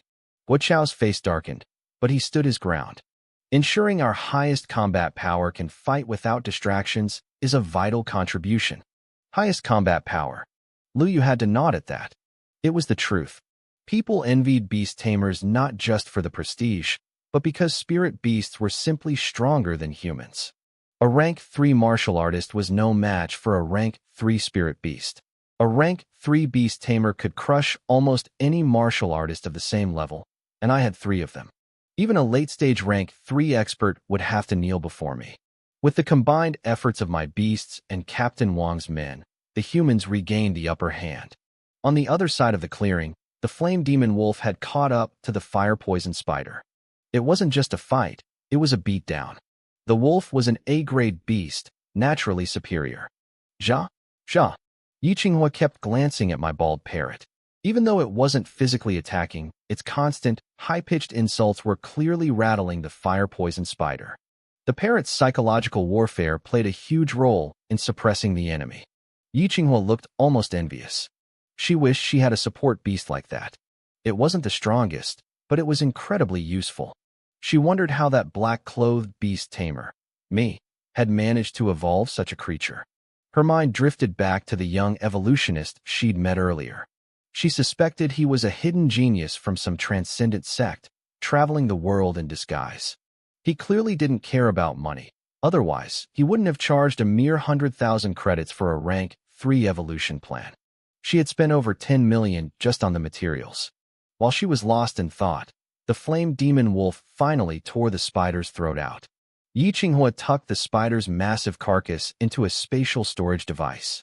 It was a rank 4 beast, valuable loot. If anyone saw her storage tool, they'd realize she was a walking fortune. Those things cost 1,000,000 credits per cubic meter. One big enough to hold a rank 4 beast was worth an astronomical sum. When she returned to the main battlefield, the chaos was ending. I was leading the soldiers in a systematic slaughter of the remaining beasts. Without their leader, the monsters were in a blind panic. Mine? That's mine too. All of it is mine. I shouted internally, though I kept my cool on the outside. Guo move faster. My eyes were practically glowing red. I was terrified he'd miss a single scrap. Guo looked like he was about to collapse. He had never worked this hard in his life. My bald husky was a blur, crushing everything in its path. Lu Yu and Lin Mei had no choice but to jump in and help Guo collect the loot. Yahello stared, stunned. These three were famous geniuses back in Yuehua City, yet here they were, acting as my personal cleanup crew. When she saw my other 2 bald beasts, she froze. Controlling 3 rank 3 beasts at once required immense mental energy. She had to focus entirely on her 1 rank 4 wolf. While a rank 4 was stronger, managing 3 separate rank 3 entities was arguably more difficult. Captain Wang and his men finally brought down a rank 3 beast after a grueling struggle. Meanwhile, my husky was smart. It avoided the rank 3 threats and focused on wiping out the rank 1s and 2s at high speed. It was efficient. It was perfect. The garrison and the hunters broke the charge of hundreds of beasts. This was a massive victory for Tianqing Town. We won. Captain Wang gasped, exhaling a long breath. The monsters were retreating. The town was safe. Humans invincible. Humans invincible. The soldiers erupted in cheers. They had survived. I looked over at my father, who was moved to tears by the victory. I smiled, feeling a surge of pride. Nothing mattered more than protecting my family. But seeing him out there made me realize something. I had to get him to quit the garrison. It was too dangerous. He always talked about a man's duty to his country, but as his son, I just wanted him safe. I couldn't tell him everything yet, though. There was still the mystery of the Holy Clan cult. If they found out who I was, my parents would be in danger. I had to wipe out the Holy Clan members in Tianqing Town first. They were a ticking time bomb. I walked over to the exhausted Guo. What's the haul? 100 rank 1 beasts, 30 rank 2. No rank 3s, he panted, looking thrilled. He'd never seen this many carcasses at once. How much beast blood can we refine? I asked. About 10 to 20 milliliters per beast, he replied. That's it. I stared at him, shocked. These things were huge. How could they have so little essence blood? The volume of blood is high, but refining it into true essence blood yields very little, Guo explained. I did the math. 100 rank 1s would give me maybe 2 liters. At 100 credits per milliliter, that was maybe 200,000. 30 rank 2s might bring in another few hundred thousand. Total profit? Less than 500,000. Guo saw my disappointment and added, essence blood from low-level beasts isn't worth much. The market is flooded with it. To a normal family, this was a down payment on a house. To me, it wasn't enough. Guo likely came from a wealthy background, which is why he sounded so casual about it. Still, Guo said, The bounty and the hunter points for this many kills will be massive. Lu Yu glared at him. Did you kill them? Guo didn't care. We were a team. He didn't want the money or the loot. He just wanted the points. Help me process everything, I told him. I'll give you a 10% cut. No need for that, Guo said immediately. We had essentially picked up a fortune for free. I didn't say much else. Guo agreed to help me find a secure location to refine those beast carcasses into essence blood, and then the crowd began to disperse. Only a few sentries from the guard regiment remained. The rest retreated back toward the safety of Tianqing town. From a distance, I caught a glimpse of my father walking with Uncle Zhang, supporting each other. I clenched my fists under my black robe. I had to deal with the crisis inside Tianqing town as fast as possible. Once I reached a secluded spot, I stripped off the disguise and headed home. When I walked through the door and saw both my parents were back, I let out a genuine breath of relief. I put on a wide grin. You're finally back? I almost starved to death these past few days. Luckily, your son has a strong will to live. My mother shot me a glare. How old are you? Starving yourself to death? What would you do if we weren't around one day? Exactly, I said, still grinning. That's why I'm going to protect you. My mother froze for a second. A look of comfort washed over her face, and she nodded with a smile. She didn't ask about my results from the big 3 exams. She probably already guessed. Parents know their children's limits better than anyone, and she didn't want to rub salt in the wound. After everything that had happened lately, she truly felt that being an ordinary person wasn't so bad. It might be a struggle, but at least it was safe. Unlike my father, who risked his life every day. I looked over at my dad. He was staring at the empty birdcage on the balcony. My heart skipped a beat. Hey, Dad, that bald parrot of yours? It seems like it flew away on its own. I woke up and it was just gone. I was nervous. I knew he liked that bird, and I expected him to be heartbroken. My father looked at me, but didn't say a word. My mom brought out 2 steaming plates of food. Oh, let it go?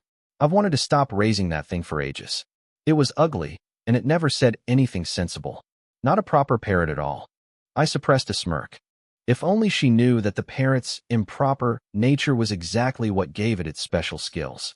Auntie, how much soy sauce should I pour? A young girl's voice called out from the kitchen. My mom quickly handed the hot plates to me and hurried back toward the stove. Just a bit. We just need it for the color.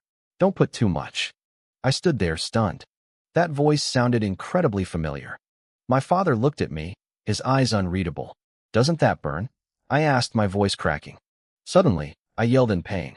I slammed the plates onto the table and started blowing on my fingers frantically. They were bright red. You're a grown man and still so clumsy, my mom grumbled from the kitchen. My father sighed. Watching me fumble around, the last of his suspicions vanished. It made sense. His son had been ordinary for 17 years. There was no way he was that powerful beast tamer in the black robe. He figured he was just getting old and indulging in unrealistic fantasies. Success usually leaves a trail, and as parents, they hadn't paved a golden path for their son. How could they expect him to become a legend overnight? I stared intensely at the kitchen door. Sure enough, Su Qingqian walked out carrying 2 plates, wearing an apron. It was one of my mom's old aprons, faded from years of washing, but on her, it looked like high fashion. She looked like a beautiful chef, the apron highlighting every curve of her figure. She gave me a cool, expressionless glance before turning to my mother with a warm, polite smile. But she wasn't alone. An elderly woman followed her out. My mom rushed to take the dish from her hands. Oh, I told you not to worry about helping. You even made a dish yourself. It's no trouble. My body is still strong enough for this, the old woman replied with a smile. She turned her gaze toward me. So, you're Lin Yuan? You know me? I asked, surprised. I often hear Qingqian talk about you. Ahem. Su Qingqian coughed loudly, a flash of red crossing her cheeks. The old woman, Nanny Zhang, realized she'd said too much and quickly tried to smooth it over. Your classmates, after all. She's mentioned you. I nodded and gave a light laugh. I bet she didn't have many nice things to say. Nanny Zhang looked awkward. It wasn't that she hadn't said nice things, it was the opposite. Su Qingqian had spoken so highly of me that she'd compared me to a dragon tamer. That was why Nanny Zhang had come here today under the guise of Su Qingqian's aunt. She wanted to see if I had cast some kind of spell on her young lady. My mom was looking at Su Qingchun with so much affection, she looked ready to call her daughter-in-law on the spot. I quickly changed the subject. The food looks great today. Did Dad get a bonus? My father chuckled. We repelled a few waves of beasts. They handed out quite a bit. Nanny Zhang nodded. Good. It's because of brave soldiers like you who disregard their own safety that ordinary people can live in peace. My father's smile faltered slightly. I felt a surge of annoyance. What was with that tone? Since the moment she spoke, this old woman had an air of superiority about her, like a high-ranking official commending a subordinate. Nanny Zhang didn't see anything wrong with it. Even Su Qingchen didn't seem to notice. They were used to this. The Su family was a titan in Yuecheng, filled with powerful figures in the military and government. Wherever they went, they were treated with the utmost respect. They were used to looking down, and my parents were used to looking up. Only I noticed. And right now, my impression of Su Qingchun and her aunt was hitting rock bottom. Su Qingchun looked at me, confused. Her mental strength was high, so she sensed my shifting emotions. She wondered how she had offended me. Was it because of our arranged marriage? Was I really that repulsed by her? She thought of the girl who had driven me home earlier. Was she really that much better? The table was set, but no one moved their chopsticks yet. My mom, being the host, encouraged everyone to eat. The old woman took a bite, and her eyes lit up. It's been a long time since I've had such authentic home cooking, she said. The ingredients are a bit low quality, but the flavor is excellent. My parents froze in embarrassment. They had gone to the market specifically to buy the freshest vegetables and meat to celebrate. They thought they had bought the best. How was it low quality? Under the table, Su Qingchen kicked Nanny Zhang. The old woman looked confused until she saw the coldness in Su Qingchen's eyes. She realized she'd slipped up again. I didn't mean it like that, Nanny Zhang tried to backtrack. It's just that we usually don't eat these things. We only eat premium-grade ingredients. My parents looked even more stunned. Su Qingchen knit her brows. She realized Nanny Zhang was doing this on purpose. She wanted my family to see the gap between us so we would give up and retreat. If you don't want to eat it, don't force yourself, I said coldly. Wouldn't want these low-quality things to poison you. Nanny Zhang gave me a sharp look. I was merely stating the truth. Then please leave. I slammed my bowl onto the table. Nanny Zhang snorted. How bold. A child like you dares to lose his temper with me. Just as she was about to explode, Su Qingchen suddenly stood up. She looked at Nanny Zhang with a freezing gaze. Go back. Miss, let's go together, Nanny Zhang said, thinking Su Qingchen had finally come to her senses. No, Su Qingchen replied firmly. You go? I actually like the food here. Su Qingchen brushed off Nanny Zhang's hand and took a large bite of the food. Miss, the master. Go back to Yuehua City, Su Qingchen interrupted. Don't come here again. She was kicking her out. It was cold and final. Nanny Zhang stood there, completely lost. She had watched Su Qingchen grow up. In the Su family, their bond was closer than most. Now, the young miss was cutting ties with her all for the sake of an outsider. She was convinced I had cast some kind of spell on her lady. My mom stood up, trying to break the heavy silence. So you're from Yuehua City? It's only natural you aren't used to our local food. Su Qingchen didn't say another word. Nanny Zhang sat down awkwardly. She wasn't leaving yet. She wanted to figure out why her lady was protecting me and exactly how far our relationship had gone. We ate in silence for a while. I didn't bother arguing with her anymore. Qingchun, I knew you went to Tianqing First High, my mom said, breaking the ice. But I never dared to ask. Did you and Jiang Fan know each other at school? No, I said. Yes, Su Qingchen said at the same time. I gave her a strange look. I was the one who said no. Why was she saying yes? We didn't, I asked. We walked to and from school together every day, she replied. Does that not count? She looked at me with a hint of, was that resentment? My parents stared at me, their eyes wide. I could practically see the gossip forming in my mom's head. She probably thought there were some deep, hidden secrets between us. I definitely knew who you were, I argued. You're the school belle. But you shouldn't have known me. We never even spoke. We did, Su Qingchen corrected me. One morning, she said, looking me in the eye. You were rushing down the stairs. You looked at me and said, hurry up, we're going to be late. I felt a bead of sweat roll down my neck.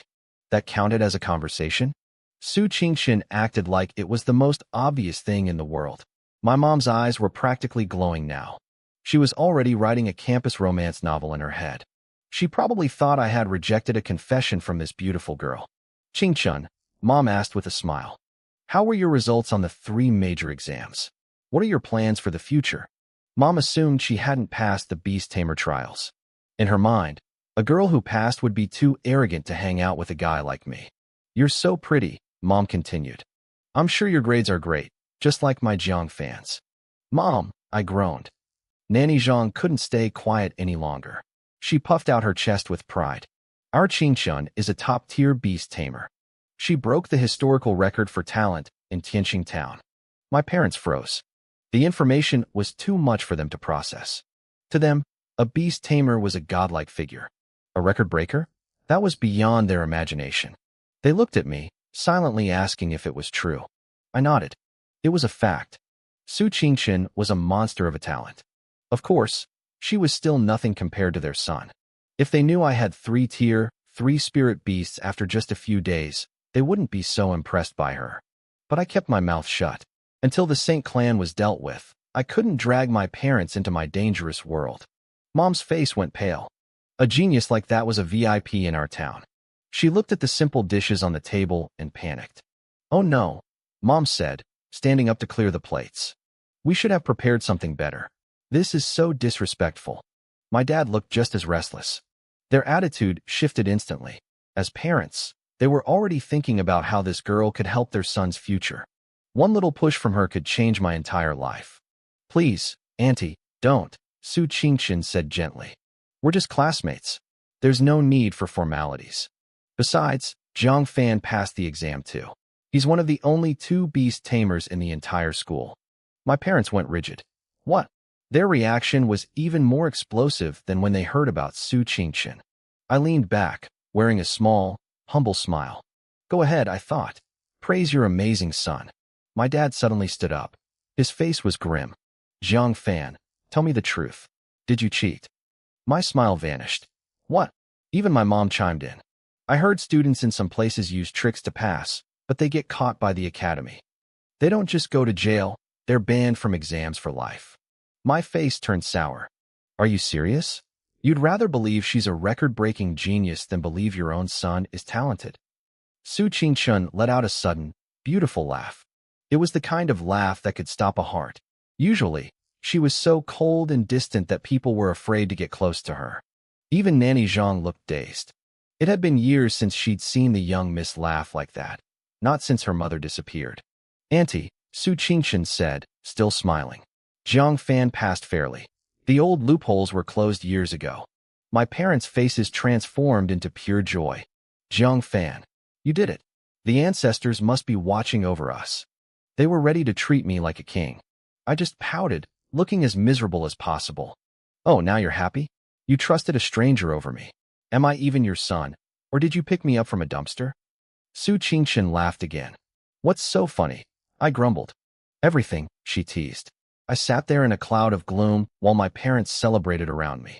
Su Qingxin's laughter was like bells, light and magical. It even started to pull me out of my bad mood. Nanny Zhang watched us, her eyes getting a little misty. She realized that I hadn't cast a spell on her lady. I had done something much more powerful. I had opened a door to her heart that had been locked for years. But we weren't alone. High up in a nearby building, a pair of eyes watched us through the window. A girl with short, fiery red hair stared down at our house. It was Xiao Ran, and she looked furious. Xiao Ran watched us from the window, her face twisted with a rage I couldn't have imagined. She saw Su Qingxin, the ice queen of Yuehua City, laughing and chatting with a man. This was a girl who had rejected countless geniuses and heirs. Even Long Hao from the Dragon God Temple had been turned away, despite offering a literal dragon-type beast egg as a betrothal gift. Everyone thought Su Qingxin's standards were just impossibly high. Now, it looked like she just had unique taste. She was ignoring the world's elite for a plain, small-town kid. If the geniuses in the city found out they were losing to a trash like me, they'd find 10,000 ways to kill me. Xiao Ran stared at me like she wanted to burn a hole through my chest. To her, I was just Jiang Fan, a loser from Tianqing High with a single beast seal. In her eyes, I was a bug trying to fly with a swan. She didn't just want to humiliate Su Qingshan anymore. She wanted to crush me first. Inside, my mom was busy asking Su Qingshan for advice about my future. She wanted to know if I needed to apply for a beast taming academy now that I'd passed the exam. Su Qingshan nodded, then looked at me and shook her head slightly. She explained that there are two ways to get into an academy. First, the elite schools come to you. They scout the best talents and offer incredible perks. The second way is general distribution, where average students are randomly assigned to whatever school has an open slot. My parents looked confused, but I got it. The top-tier students get recruited. The leftovers get dumped wherever there's room. So where will Jiang Fan go? My mom asked, her voice hovering between hope and worry. Tianqing Town is under Yuehua City's jurisdiction, Su Qingshan said. The 3 local academies will come to recruit. With 1 beast seal, he'll likely be assigned to Yingqing Academy. It's a very old school. My parents lit up. They didn't care about the school's ranking. As long as I was going to a real academy, they were happy. Nanny Zhang couldn't help but chime in. Yingqing has history, sure. It was founded by a dragon tamer and produced legends in the past. But that's ancient history. Now, it's a third-rate school with hidden potential that nobody can actually use. Hidden potential? I asked. Nanny Zhang smiled. The founder was a dragon tamer. That's the peak of all taming paths. Because of that, the school has a collection of ancient dragon eggs. But they're all dead. Nobody has been able to wake them for centuries. If someone did, they'd become a dragon tamer instantly. But it's a pipe dream. My parents were way out of their depth, but my heart skipped a beat. Dead eggs? To others, they were rocks. To me, they were an opportunity. Our Lady Su has already been recruited by Yuehua Academy, Nanny Zhang added proudly. That's the #1 school in the city and famous throughout the Federation. My parents looked envious, but they were grounded. They knew I wasn't in the same league. My mom had already given up on the idea of me and Su Qingshan being a match. She realized Su Qingshan was a star in the sky, and I was just a boy on the ground. It's not that big of a deal, Su Qingshan said suddenly, her eyes fixed on me. Even at Yuehua Academy, they haven't produced many evolution grandmasters lately. Everyone looked at her, confused. Why bring up evolution grandmasters now? In Yuehua City, there was only one person with that title. I just stayed quiet. Was she trying to bait me? Being an evolution grandmaster didn't mean much to me. I had a system. The next day, I got a message from Guoqiao. The bounty results were in. We had cleared 30 level 2 beasts and 100 level 1 beasts. The total payout was 400,000 credits. Per our deal, the money was mine. But the real prize was the beast blood, 1,300 milliliters of level 1 blood and 350 milliliters of level 2. I had them leave it at the Hunter's Guild and picked it up myself. On the way back, I realized I had a problem. I needed to take a beast blood bath, but we didn't have a bathtub at home. Plus, the commotion would definitely tip off my parents. I decided to check into a decent hotel in town that had the right facilities. The blood looked like a large bottle of soda, so nobody noticed when I carried it in. The ratio for a bloodbath is usually 10-1. I diluted the level 1 blood, stripped down, and stepped in. The second my skin touched the water, it felt like thousands of needles were piercing every pore on my body. Within seconds, my skin turned a deep, angry red. My face flushed, and a wild, savage heat surged through me. It felt like my body was about to explode from the inside out. I quickly pulled the breathing technique from the beast skin scroll into my mind. I began to guide the stagnant power of the beast blood through my body. The technique allowed energy to flow through 9 specific acupoints. I realized this was a foundational martial artist technique. The more acupoints a technique covers, the higher its grade. 9 is the base. But even a base technique was more than what most high schoolers had. My friend Fatty Chun had spent a fortune and months of time just to reach a blood chi level of 0.5. With this technique, I was going to be much faster. My 9 acupoints began drinking in the energy like hungry ghosts. In less than an hour, the first soak was complete. I felt the energy from the beast blood drain into my body until the pool was clear. I checked my stats. My physical strength had visibly improved. but I wasn't at zero point 0.2 units of blood chi yet. I didn't hesitate. I diluted another batch of level 1 blood and stepped back in. This time, the absorption was much faster. I knew exactly where the 9 acupoints were and how the energy needed to flow. When the second soak finished, I was stronger, but still just under the mark. I pushed through a third soak, using up all 1,300 milliliters of the level 1 blood. That was 130,000 credits worth of resources gone in a single afternoon. Finally, I felt the breakthrough. My blood chi hit 0 0.2 units. Progressing a mere 0 0.1 units was harder than I thought, even with a cultivation technique. No wonder Fatty-chun said his dad spent 2 million credits on him. The conversion rate was brutal. I looked at the level 2 beast blood. Higher level meant more energy, but it also meant more risk. If I couldn't handle the surge, my body would literally explode. I wasn't that stupid. The standard safety ratio for high schoolers was 20:1. I followed the rules, diluted the bath, took a deep breath, and submerged myself. I hissed through my teeth. The needle-like stings from before were gone, replaced by what felt like thick thumbtacks driving into my skin. It was enough to draw blood. I grit my teeth and pushed the breathing technique to its limit. I could almost hear the sound of my acupoints vacuuming up the energy. The water turned a murky, dark red. I couldn't tell if it was the beast blood or my own seeping out. This soak took over 2 hours.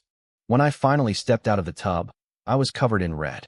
My pores were actually leaking blood, a side effect of my blood chi rising too fast. 0 0.5 units. I had reached it in a single day. The level 2 blood was the key. Its efficiency blew the level 1 stuff out of the water. I waited for the bleeding to stop and wiped my face, a grin spreading across my lips. I had burned through 200,000 credits in 24 hours, but I had caught up to Fatty-chun. That was the power of a real cultivation technique. If Fatty found out, he'd probably cry himself to death. While I was cleaning up, a man named Xiao Ran was standing outside my apartment building. He looked up at my windows with a sneer. To him, I was just some common trash. He couldn't understand why a girl like Su Qingcheng would even look at me. Not that it mattered to him. In his mind, I was already a dead man. When I finally walked home, I ran into Su Qingcheng, her grandmother, and a red-haired guy leaving the building. The guy gave me a look that felt like a blade. It was pure hostility. He's just a friend from Yuehua City, Su Qingcheng said, noticing my gaze. I didn't say anything. Why was she explaining this to me? She seemed to think I wanted more details. His name is Xiao Ran, from the Xiao family. He's in his late 20s. He's somewhat famous back home, but not top tier. I gave her a weird look. Again, why was she telling me his life story? Xiaoran looked just as confused as I was. Then it clicked. She was worried I'd misunderstand their relationship, so she was downplaying his importance. I just turned 20, Xiaoran blurted out, clearly offended. 20? That's pretty old, I remarked. To a high school senior, 20 sounded like an ancient veteran. Xiaoran looked like he wanted to vomit blood. In his circles, 20 was considered incredibly young. Su Qingqing actually nodded, agreeing with me. Xiaoran turned to the grandmother for support, but she just chuckled and called them both little children. We're just going out for a meal, Su Qingqing added. I nodded slowly. Okay, have a good time. Don't you have anything else to ask? She frowned, sounding almost annoyed. Eat well. Her frown deepened. You don't have to act like this, even if you don't like the arrangement. What arrangement? I asked, but she was already walking away. The grandmother, old lady Wang, didn't even look at me as she followed. Xiaoran lingered for a second. He leaned in, his voice a low hiss only I could hear.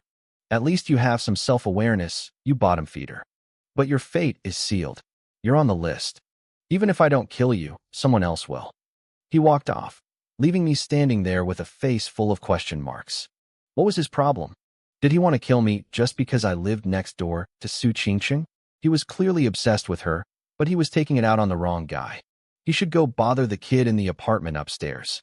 I shook off the weird encounter. I had bigger things to worry about. Guo had sent over the bounty money. Combined with my savings, I finally had 1 million credits. 1 million was the price for a level 4 evolution. I had seen what Yi Qinghua's flame demon wolf could do. A level 4 beast was a game changer. It was the only way I'd survive if I ran into more holy race freaks like Chao Shuanglong. I got inside. My parents were out, probably on another mission. It was time.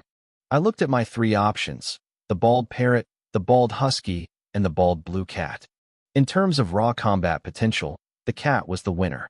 It was balanced, fast, and fierce. System, I whispered. Evolve the bald blue cat.